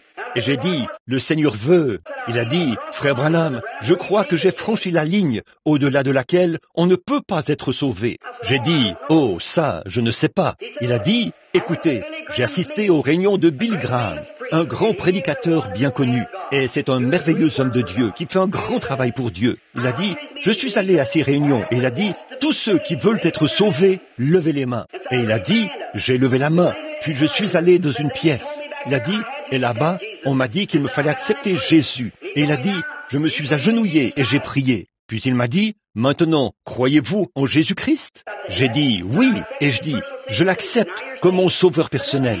Il a dit, maintenant, vous êtes sauvés. Il a dit, rien ne m'est arrivé. Il a dit, quelques années ont passé, puis j'ai rencontré les méthodistes libres qui m'ont dit qu'il fallait que j'éprouve suffisamment de joie pour pousser des cris. Et il a dit, ils ont prié pour moi et tout, jusqu'à ce que j'éprouve suffisamment de joie pour pousser des cris. Il a dit, ils ont dit, maintenant vous l'avez, vous avez reçu la sanctification. Il a dit, je suis parti. Et il a dit, je cherchais partout où je pouvais. Il a dit, je ne l'avais toujours pas. Il a dit, j'ai assisté aux réunions de frère Roberts, Oral Roberts. Il a dit, ils sont allés dans une pièce et ils m'ont dit qu'il fallait que je reçoive le Saint-Esprit et qu'il fallait que je parle en langue. Sinon, je ne l'avais pas. Il a dit, je suis allé dans cette pièce et ils se sont mis, ont prié pour moi et m'ont dit de parler au Seigneur. Et il a dit, j'ai parlé en langue. Il a dit, frère Branham, je ne l'ai toujours pas. Il a dit, je ne sais pas quoi faire. J'ai dit, eh bien mon frère, il a dit, je suis allé à Shreveport, à la voie de la guérison, et on m'a dit là-bas que vous étiez un prophète, de venir ici et que vous pourriez me révéler, quand l'Esprit viendrait sur vous, quel est mon problème? J'ai dit, frère, on n'a pas besoin d'être prophète pour faire cela. La parole de Dieu règle cette chose. J'ai dit, ça n'a pas besoin de prophétie. J'ai dit, mon frère, ce qu'il y a, c'est que vous êtes simplement confus. J'ai dit, je veux vous demander quelque chose. Avez-vous toujours aimé le Seigneur Jésus? Il a dit, eh bien, je faisais partie de l'église presbytérienne. Mais, a-t-il dit, j'y allais, sans plus. J'ai dit, eh bien, je voudrais vous demander ceci. Qu'est-ce qui s'est passé? Qu'est-ce qui vous est arrivé pour que vous changiez d'avis tout d'un coup? Il a dit, eh bien, ma femme, elle est allée chez les pentecôtistes. Et, a-t-il dit, elle a reçu l'Esprit. Et donc, elle est revenue. Et, a-t-il dit, elle était heureuse. Et il a dit, j'ai dit, quand en avez-vous pensé? Avez-vous critiqué cela? Il a dit, non. Il a dit, je me suis simplement dit, eh bien, je verrai combien de temps tout ça durera. Et il a dit, cela a continué. Il a dit, elle semblait l'avoir reçu. Et il a dit, un jour, j'entrais dans le bâtiment. Après avoir fait une vente dans la cour, j'ai mis la main dans ma poche et quelqu'un m'avait donné un petit tract. Et il a dit, je me suis assis dans le bureau et je me suis mis à lire ce tract. Et il a dit, un sentiment des plus terribles m'a envahi. Un sentiment qu'il fallait que je me mette en règle avec Dieu. Il a dit, c'est depuis ce temps-là que je recherche cela. J'ai dit, je veux vous demander quelque chose. Depuis que ce sentiment vous a envahi, vous n'avez jamais pu vous en débarrasser? Il a dit, non monsieur, je n'ai pas pu le faire. J'ai dit, eh bien, c'est à ce moment-là que vous avez reçu Christ. J'ai dit, ça ne veut pas dire qu'il faille lever la main. Ça c'est très bien. Parler en langue, c'est très bien. Et j'ai dit, pousser des cris, c'est très bien, mais ce sont les attributs de Christ après qu'il est entré en vous. J'ai dit, recevoir Christ, c'est recevoir la personne, Jésus-Christ. Le recevoir, lui, c'est la vie. J'ai dit, pousser des cris, parler en langue, et toutes les démonstrations. Et je dis, ce sont des attributs qui accompagnent ceci. Mais premièrement, il faut recevoir Christ. Il a dit, alors, frère Branham, pendant tout ce temps, j'étais sauvé? J'ai dit, certainement. Écoutez, et je dis, l'aimez-vous? Il a dit, de tout mon cœur. J'ai dit, à un moment donné, vous ne l'aimiez pas. Il a dit, c'est exact. Et maintenant, vous l'aimez? Il a dit, eh bien, c'est la vérité. Eh bien, vous l'aviez en vous pendant tout ce temps. Et il s'est mis à sautiller sur le perron, à pleurer et à me tenir dans ses bras. Et il a dit, oh Dieu, j'ai été un chrétien pendant toutes ces années. Vous voyez, ce qu'il y a, c'est qu'il n'avait pas été correctement enseigné au départ. Alléluia. Quoi? Vous ne pourriez pas faire d'un cochon un agneau, même s'il le fallait. C'est un cochon au départ. Il s'occupe de ses propres affaires. Elle dit à l'agneau de s'occuper de ses propres affaires. Le seul moyen de faire croire à ce cochon que c'est mal d'être dans la porcherie, c'est de mettre en lui un esprit d'agneau. Si jamais il reçoit l'âme d'un agneau en lui, ou un agneau n'a pas d'âme, mais si jamais il reçoit en lui un esprit d'agneau, la nature même de la chose, c'est pour cela que vous ne pouvez pas faire convertir un cochon. Vous ne pouvez pas convertir un agneau parce qu'il n'a pas d'âme. Ce qu'il est, dans son esprit, il aura cette même nature pour toujours. Voyez? Mais un être humain peut être changé d'un cochon en un agneau parce qu'il a une âme qui a été créée à l'image de Dieu. Amen. Eh bien, ses pensées ont changé. Quelque chose le fait pour lui. Alléluia. Un homme est tel que sont les pensées dans son cœur. Voyez? Christ, le Créateur, est venu en lui sous une forme silencieuse et a créé. Son esprit à lui a dépouillé cet homme de sa nature, de son amour pour la danse, le monde et tous ses mauvais comportements. Et dès ce moment, il a abandonné toutes ces choses et s'est mis à avoir faim de Dieu. Et Dieu était en lui pendant tout ce temps. C'était Dieu au départ. Voyez? C'est ça. Amen. Un homme est tel que ses pensées. Il faut que ce soit une pensée avant de pouvoir être une parole. Et une parole, une fois exprimée, se matérialise. Je crois dans mon cœur que je suis chrétien parce que j'ai accepté le Seigneur Jésus-Christ. Même si je ne pleure pas, si je ne bouge pas, si je ne fais rien, dans mon cœur, premièrement, je crois que Christ est mort pour moi, à ma place. Amen. J'accepte cela en tant que chrétien. Je crois cela en tant que chrétien. Alors, c'est dans mon cœur. Puis, je l'exprime en parole. Je suis un chrétien. Alléluia. Et je me mets à marcher comme un chrétien, à parler comme un chrétien, à vivre comme un chrétien, à être comme un chrétien. Et à mes fruits, le monde reconnaît que je suis un chrétien. Alléluia. Dites donc, je n'avais pas l'intention de parler aussi fort. Mais là voilà, la parole de Dieu. Jésus a dit, voilà, c'est ça. Oh, dites-le-moi quand il faudra que j'arrête. Mais, eh bien, Jésus a dit ceci. Écoutez, au commencement, remarquez, vous voyez, un homme est tel que sont les pensées de son cœur. Maintenant, écoutez ce que Jésus a dit. Nous n'aurons pas... Oh, si seulement vous pouviez voyager et voir les religions. Et celui-ci doit faire ceci, celui-là doit faire cela, et l'autre doit faire cela. Mais, frères, délaissons ce vieux tabernacle une fois. Redressons-nous pour toujours. Nous sommes chrétiens par la foi. C'est par la grâce de Dieu que nous sommes chrétiens.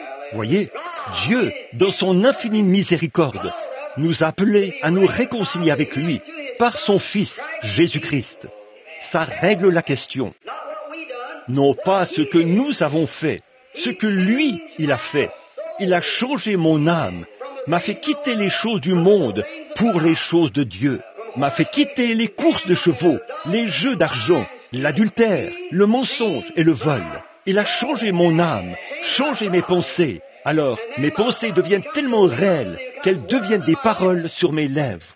Et elles se matérialisent. Et maintenant, je suis un chrétien. Cela a fait de moi une personne différente. C'est ce que cela a fait de vous. Voyez? Alors, si vous êtes indécis et que vous ne croyez pas cela, oui, dites-vous, eh bien, je me demande, vous feriez mieux de faire attention. Vous dites, eh bien, frère, j'ai passé des moments merveilleux. Peu m'importe combien vous avez passé des moments merveilleux. Vous dites, eh bien, j'ai poussé des cris. C'est bien, mais ça ne veut toujours pas dire que c'est cela. Vous dites, j'ai parlé en langue. C'est bien, mais ça Ça ne veut toujours pas dire que c'est cela. Vous dites, j'ai guéri les malades. Ça ne veut toujours pas dire que c'est cela. Jésus a dit, plusieurs viendront à moi en ce jour-là et diront, n'ai-je pas chassé des démons par ton nom et fait beaucoup de miracles? Il dira, retirez-vous de moi, vous, ouvriers d'iniquité. Je ne vous connais même pas. Oui, monsieur. Paul a dit, quand je parlerai les langues des hommes et des anges, quand j'aurai la foi jusqu'à transporter des montagnes, quand je distribuerai tous mes biens pour la nourriture des pauvres, si je n'ai pas la charité, je ne suis rien. Il faut qu'il y ait eu un changement. Voilà, c'est ça, un changement de cœur. Non pas cette chose physique, mais le cœur de votre âme. Quelque chose qui s'ancre en vous, au point que vos pensées s'engourdissent par rapport à ces choses. Vous ne voyez plus ces choses. Vous ne voyez que le Seigneur Jésus. Vous voyez la justice, la sainteté, la pureté, l'amour et la grâce. Ça, c'est quand vous avez été changé. Qu'est-ce qu'un converti? Convertir signifie changer quelque chose. Et vos pensées, vos habitudes, votre être ont été changés. Vous êtes passé d'un pécheur à un chrétien. Premièrement, vous le savez dans votre cœur, puis vous l'exprimez avec vos lèvres. Et par la suite, cela se matérialise. Et c'est ce que vous êtes. Maintenant, si vous pensez que vous le pensez, quelle expression! Mais si vous vous imaginez que vous le pensez et que vous l'exprimez, mais que cela ne se matérialise pas, alors vous êtes sur la mauvaise voie. Vous saisissez? Peut-être que je ferais mieux de laisser parler un peu plus lentement. Écoutez, si vous vous imaginez être un chrétien et que vous le dites avec vos lèvres, mais que vous vous rendez compte que vous ne l'êtes pas, vous feriez mieux d'avoir un changement de pensée, un changement de cœur. Voyez? Parce que cela n'en rend pas témoignage. Ça n'en porte pas le fruit. Mais le fruit de l'esprit, c'est la douceur, la paix, la longanimité, la bonté, la miséricorde, la foi. Si la moindre petite chose arrive et que vous vous emportez, vous feriez mieux de faire attention. Il y a quelque chose qui ne s'est pas produit. Vous exprimez quelque chose ici qui n'est pas ici. Jésus a dit aux pharisiens, « Hypocrites, comment pouvez-vous dire de bonnes choses ?» C'est ça qui faisait d'eux des hypocrites. Ils pensaient une chose dans leur cœur et leurs lèvres exprimaient autre chose. C'est ça, un hypocrite. C'est ça qui fait de quelqu'un un hypocrite. Il a dit, comment le pouvez-vous alors que vous êtes des hypocrites? Car c'est de l'abondance du cœur que la bouche parle. Vous ne dites pas ce que vous pensez vraiment. Vous voyez ce que je veux dire? Vous devez dire ce que vous pensez. Si vous ne le pensez pas, ne le dites pas. Voyez? Prononcez vos paroles, qu'elles viennent du fond de votre cœur.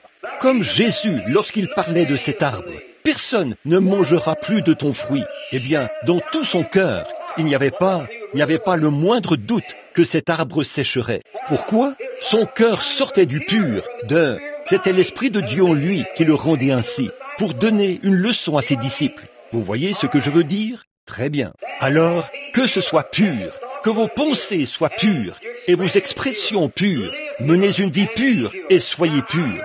Eh bien, c'est de votre cœur que viennent les mauvaises pensées, l'adultère et toutes ces choses. Si ces choses sortent de votre cœur, alors c'est ce qu'il y a dans votre cœur.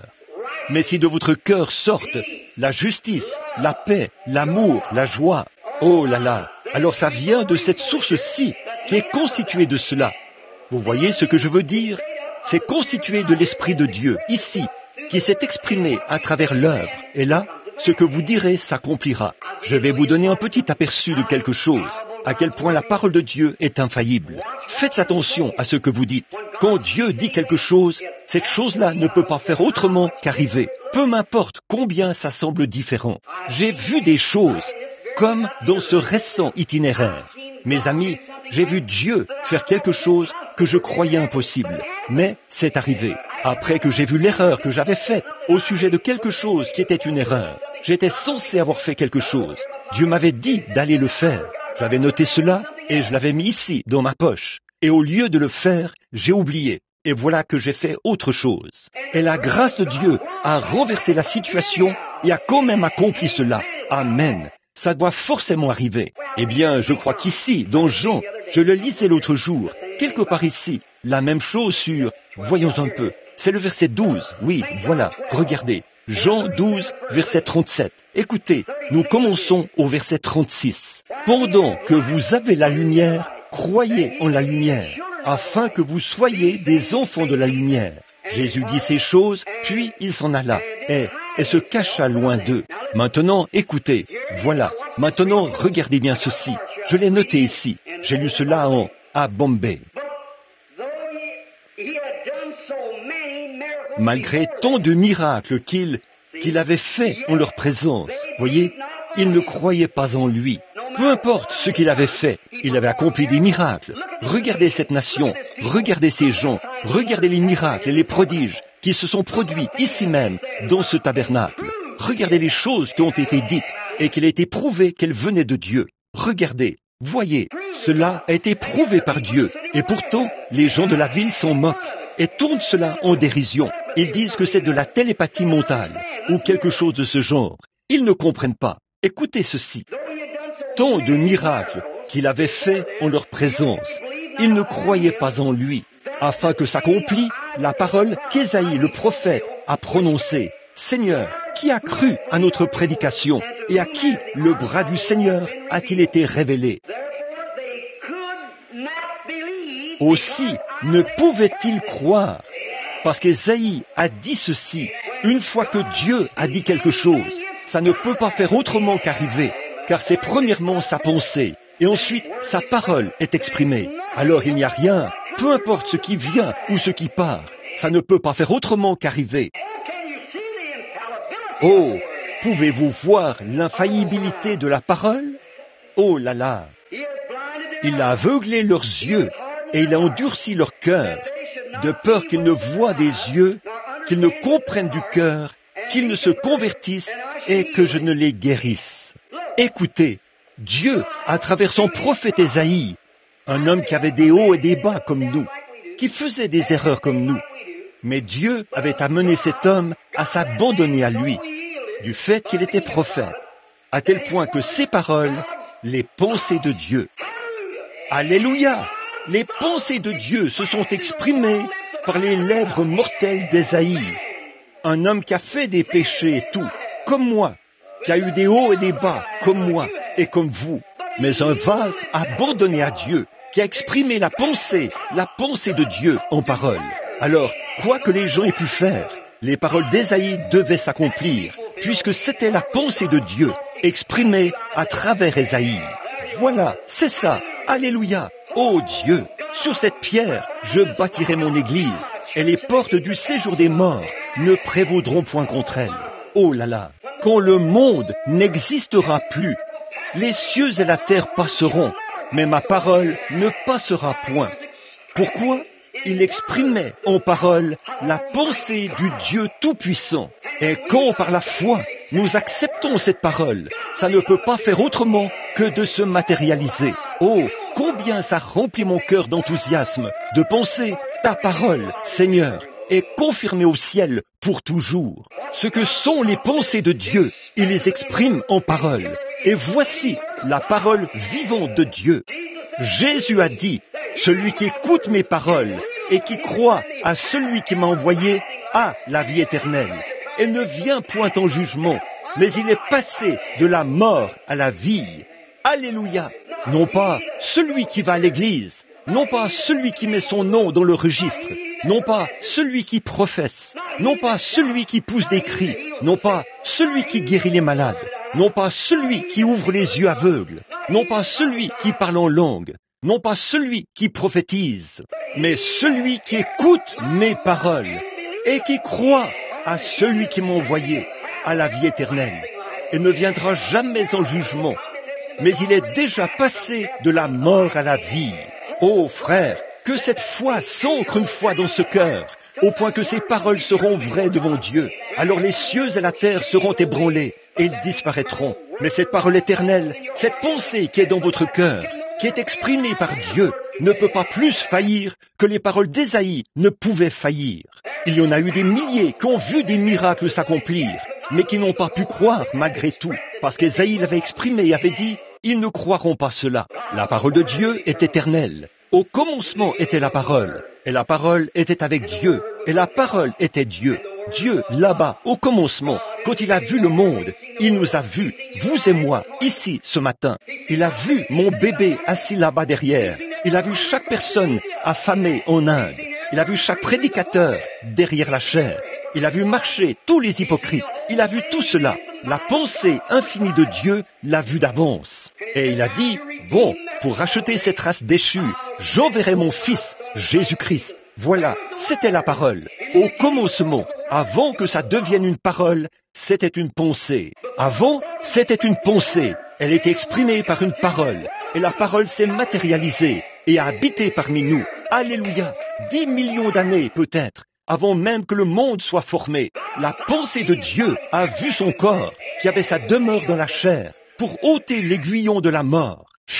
Oh, combien la parole de Dieu est éternelle. Oh, les temps changeront, les années viendront et passeront.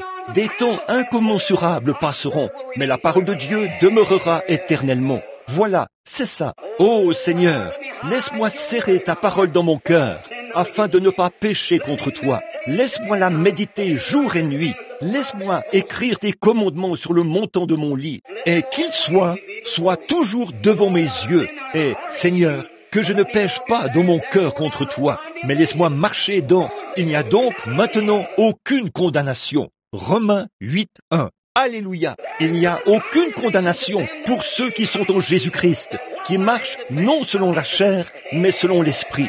Amen. Les pensées de Dieu, exprimées dans le cœur humain, continuent à avancer, alors que le Dieu immortel conduit ses sujets de lieu en lieu. Et la Bible dit, les pas du juste sont dirigés par l'Éternel. Oh là là, à quel point le monde est-il nouveau? Quelle est la durée de l'éternité quand nous pensons que la parole de Dieu a été exprimée par les lèvres d'un être mortel, qui était pourtant tellement soumis à la parole de Dieu? Il a dit, Ésaïe en a parlé. Il ne pouvait pas croire, parce qu'Ésaïe l'avait dit par inspiration. Ce Jésus-Christ, l'Emmanuel ici sur terre, avec tous les passages des Écritures, partout, lorsqu'il marchait sur la terre, il savait qu'il ressusciterait le 3e jour. Pourquoi? Parce que David avait dit par inspiration, je n'abandonnerai pas son âme dans le séjour des morts, et je ne permettrai pas que mon sein voie la corruption. Il a dit, aussi mon cœur est dans la joie, et mon corps se réjouit. Quand Jésus, sous une seule parole, l'onction a parlé par Dieu à travers un homme qui avait ses hauts et ses bas, David. David a dit, je n'abandonnerai pas son âme dans le séjour des morts, et je ne permettrai pas que mon sein voie la corruption. Jésus a dit, détruisez ce temple, et je le relèverai en 3 jours. Alléluia! Il croyait la parole immortelle de Dieu. Oui, monsieur, peu importe. Il n'a pas dit cela. Il a dit, eh bien, il est mort un vendredi après-midi et est ressuscité. Qu'en est-il des 3 jours? Jésus savait qu'après 72 heures, la mort s'installe, la corruption s'installe dans le corps. Il savait qu'à un moment donné, au cours de ces 3 jours, qu'à un moment donné, dans cet intervalle, Dieu le ressusciterait. Parce que David, par inspiration, avait dit qu'il le ressusciterait. Alléluia! Un seul passage de l'Écriture dans la Bible.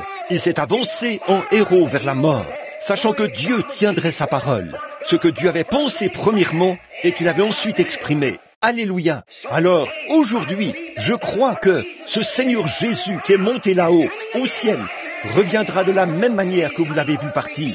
Il vient chercher les rachetés qui sont nés de nouveau, lavés par le sang. De la même manière qu'il est parti, il reviendra. C'est exprimé dans la Bible que des rois s'élèvent, qu'il y ait des différends, que le tonnerre arrête la terre, la famine, les bombes atomiques et quoi que ce soit d'autre. Mais Jésus, le Fils de Dieu, reviendra de la même manière que vous l'avez vu partir.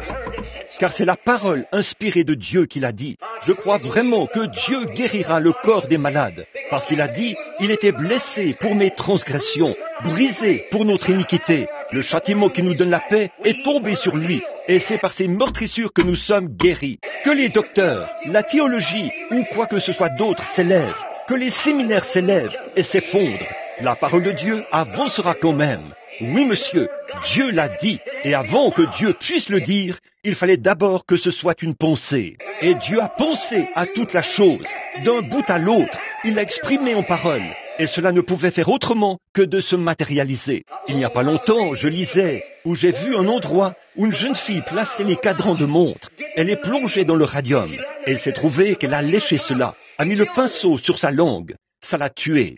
Des années et des années plus tard, ils ont déterré son crâne. Ils ont mis leur stéthoscope dans leurs oreilles et tout, et ont inséré l'autre bout dans ce crâne. Et on pouvait entendre ce radium faire rrr, rrr, rrr. Il n'a pas de fin. Ça reste actif encore, et encore, et encore, et encore. Le radium n'a pas de fin. C'est continuellement actif. Après des années et des années, ce crâne n'était plus qu'un os blanc. Mais le radium continuait d'être actif là-dedans, parce qu'elle l'avait mis dans sa bouche. Juste une partie comme ça. Et ce radium continue d'être actif. Alors, à combien plus forte raison, le Dieu éternel, par son être divin et par la puissance de sa parole parlée, quand il prononce sa parole, les temps vont changer, les gens vont changer, les nations vont changer, les mondes vont changer. Mais cette parole avance continuellement au siècle des siècles, parce qu'elle était la pensée de Dieu avant qu'elle soit exprimée. Alléluia!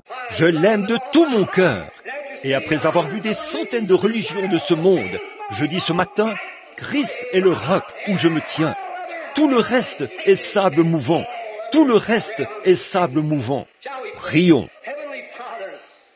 Père céleste, oh, comme je suis heureux ce matin de savoir que par la grâce rédemptrice, ton Fils nous a rachetés d'une vie de péché. Oh, quand je vois mon propre corps dépérir, prendre de l'âge, grisonner et se rider, je sais, par contre, qu'au-delà de cette ombre-ci, là-bas se trouve un corps qui n'a pas été fait de main d'homme. Là-bas se trouve ce corps immortel qui attend, et un jour, quand la vie aura quitté ce corps, il se réveillera de nouveau dans sa présence là-bas pour être avec lui à travers les âges sans fin. Oh Dieu, ce matin, fais que chaque homme et chaque femme qui a cette espérance en lui se purifie des choses du monde et ces futilités qui les tireraient vers le bas et les rendraient misérables. Fais qu'ils soient des chrétiens heureux à ton service. Accorde ces choses, Père, par le nom de Jésus ton Fils. Amen. Je pense que j'ai un peu dépassé l'heure pour vous, mais mon cœur a été emporté par sa parole, par son être. Je suis venu sans préparation. Je ne savais pas que j'allais parler. Il s'est trouvé que j'ai simplement dit ces paroles. Et je n'ai touché qu'à un seul verset de l'Écriture. Mais peut-être que dans quelques dimanches, nous continuerons à partir de là, voir ce qu'était la parole. L'aimez-vous? Écoutez, mon ami chrétien, s'il y a quoi que ce soit dans votre cœur contre quelqu'un, allez vers eux maintenant et réconciliez-vous. Oubliez tout ce qui est du passé. Et si vous avez eu une vie en dents de scie, souvenez-vous, quelque chose est entré dans votre cœur. Quelque chose agit dans vos pensées. Peu importe qui est votre ennemi, aimez-le, aimez-le. Peu importe ce qui s'est passé, laissez tomber. Après tout, vous êtes dans un champ où il y a de l'ivraie. Ça, nous en sommes conscients. Mais nous devons tous croître ensemble. Nous devons grandir ensemble. Car un bon puits ne peut pas donner une mauvaise eau. Et un mauvais puits ne peut pas donner une bonne eau. Un arbre ne peut pas produire en même temps de mauvais fruits et de bons fruits. Alors, soit nous récurons tout le puits, soit nous salissons tout le puits. C'est l'un ou l'autre, vous voyez? Car c'est sale au départ. Alors récurons les puits ce matin et disons, Seigneur, réponds ton esprit et conduis-moi. Ô Dieu, conduis-moi. De voir que nous sommes allés dans une église catholique là-bas, à Rome, et on voulait me faire visiter ce qu'ils appellent l'église des ossements. C'est que depuis des centaines d'années, ils prennent leurs moines et les enfouissent dans le sol, là-bas dans l'église. Ils les enterrent. Presque chaque église est un cimetière. Et ils ensevelissent ces gens là-dedans. Et après qu'ils ont passé un certain temps dans le sol, on les déterre. Une fois que leur chair s'est décomposée et est devenue poussière, on les déterre. Et ils ont fait une pièce beaucoup plus grande que ceci, juste avec des ossements humains. La manière dont ils les ont empilés les uns sur les autres. Et au coin, où on marche comme ça, il y a des crânes et tout. Les supports de lampes sont faits de petits bouts de doigts et d'os. Les lampes sont fabriquées avec des os et tout. Ce n'est rien d'autre que... Et il y a là les tombes d'autres personnes qui se décomposent. Au bout, il y a une inscription très marquante. Elle dit, à un moment donné, nous étions comme vous. Et à un moment donné, vous serez comme nous. C'est vrai. Et seuls ceux qui aiment Dieu auront la vie immortelle.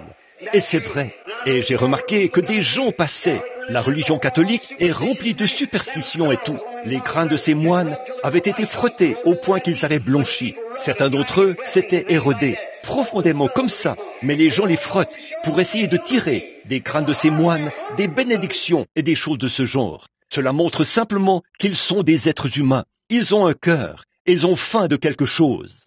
Frère, la religion de Jésus-Christ ne consiste pas à frotter les os des morts. Elle consiste à croire au Seigneur Jésus-Christ et à accepter la vie immortelle. Oh là là! Mais quand on y pense, c'est vrai qu'à un moment donné, ces hommes étaient comme nous ici ce matin. Ils ont eu leur occasion et nous avons la nôtre. Qu'allez-vous faire de cela? Oh, faites que chaque parcelle de cela soit consacrée au Seigneur Jésus. N'ayez pas de temps pour les choses du monde. Rejetez tout fardeau qui vous enveloppe facilement. Courons avec persévérance dans cette carrière qui nous est ouverte. Aimons le Seigneur Jésus. Soyez bons les uns envers les autres. Soyez bons envers vos ennemis. Aimez tout le monde. Peu importe ce qu'ils ont fait, aimez-les quand même. Et si vous ne pouvez pas le faire, frères, sœurs, si jamais il y a un moment où vous avez besoin d'un à l'hôtel, c'est à ce moment-là, quand vous pourrez revenir, créer. Et l'autre jour, je me suis rendu compte qu'un esprit égoïste est venu sur moi, qui disait, celui-ci est dans l'erreur. Je devrais lui en parler. C'est mal ça. C'est à Dieu de le lui dire. Ce n'est pas mon affaire. Mon affaire, c'est de prêcher l'évangile, d'aimer tout le monde et d'aller de l'avant pour aimer mes ennemis, comme Jésus-Christ m'a aimé quand j'étais son ennemi. C'est vrai, quand je n'étais pas agréable, il m'a aimé, m'a porté dans son sein, et quiconque n'est pas agréable, que je les aime de la même manière. Que l'esprit qui était en Christ soit en nous. Amen. Je l'aime, oh là là.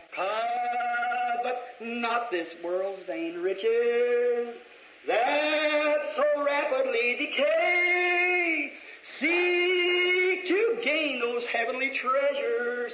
They will never pass away. Oh, to God's unchanging hand. Hold to God's unchanging hand. Build your hopes on things eternal. Hold to God's unchanging hand. When my journey is completed, it's to God I have been true. Fair and bright my home in glory, my enraptured soul shall view. So let's hold to God's unchanging hand. Hold to God's unchanging hand. Build your hopes on things eternal. Hold to God's unchanging hand. Est-ce là la prière de chaque homme et femme, garçon, fille, ici aujourd'hui? Que Dieu vous bénisse. Puisse-t-il vous garder ainsi, humble d'esprit, doux dans votre âme, pardonnant les autres comme Christ vous pardonne en Dieu. Soyez gentils, généreux, accueillants. Y a-t-il une autre activité ou quelque chose d'autre dans l'église, Fresneville? Écoutez, mon cher ami chrétien, alors que vous repartez d'ici ce matin, nous n'avons pas grand-chose ici à vous offrir en termes de biens matériels. Vous qui êtes des nouveaux venus parmi nous, nous avons un petit tabernacle. Nous sommes des gens pauvres, vraiment pauvres au possible. Nous sommes désolés de ne pas pouvoir avoir ici quelque chose d'un peu mieux pour offrir un meilleur accueil aux gens. Mais mon frère, ma sœur, à l'intérieur de ces petits murs-ci, dont la structure ne paye pas de mine, vous verrez que nous accueillons chaleureusement le Seigneur Jésus-Christ. Venez adorer avec nous. Si vous n'avez pas d'endroit où aller, nous avons ici un pasteur charmant. Il y a ici de braves hommes qui font partie du conseil des diacres, et ainsi de suite. De braves chrétiens. Venez et prenez place, et vous serez toujours les bienvenus ici, au Branham Tabernacle. Nous ne pouvons faire qu'une seule chose. Nous aimons le Seigneur Jésus de tout notre cœur. Nous croyons que la parole est là, que cette Bible est la parole de Dieu. Nous n'avons aucun manuel, si ce n'est cette Bible. Nous n'avons ici aucune loi pour ceci, cela, notre loi, c'est l'amour. Notre credo, c'est Christ, et nous vous aimons de tout notre cœur. Revenez et soyez avec nous, si tel est votre désir, et nous espérons vous voir un jour dans un meilleur pays où nous... Mais maintenant, mettons-nous en marche vers Sion, si vous le voulez bien, alors que vous vous levez. Teddy, voudrais-tu venir ici un instant, fiston, rapidement? Ce soir, c'est le service de communion. Oh, je suis heureux d'être ici pour cela. Écoutez, Jésus a dit, celui qui mange ma chair et qui boit mon sang a la vie éternelle, et je le ressusciterai au dernier jour. Cette parole est immortelle, pas vrai? Très bien. Alors, tous ensemble maintenant, chantons, nous marchons vers Sion. Très bien.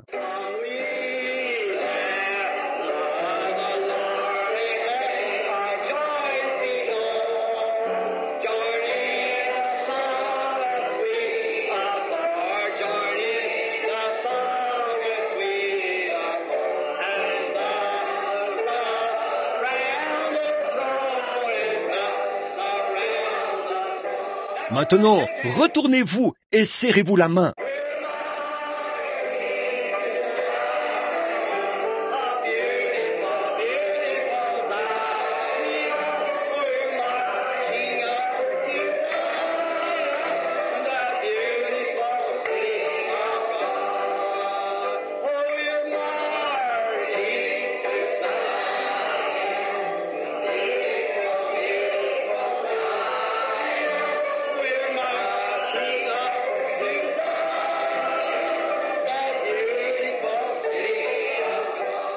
Maintenant, chantons ce refrain encore une fois et chantons ensuite notre cantique que nous avons l'habitude de chanter en nous séparant. Nous allons chanter, nous marchons vers Sion, encore une fois. Présentez-vous au nouveau venu. Dites-lui que vous êtes content de le voir ici. En effet, il fait chaud dans l'église et nous n'allons pas traîner longtemps dans l'église avant de partir.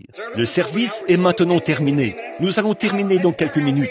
Maintenant, tournons-nous et disons, je suis Monsieur Jones et je suis heureux de vous rencontrer. Revenez au tabernacle, soyez amicaux, souriez avec tout le monde. Très bien maintenant, présentez-vous au nouveau venu et dites-lui de revenir.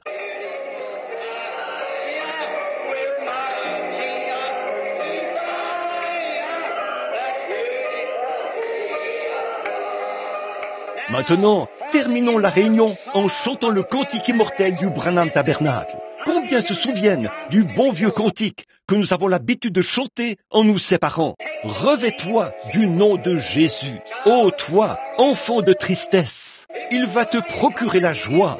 Prends-le partout où tu vas. Oh là là, tous ensemble.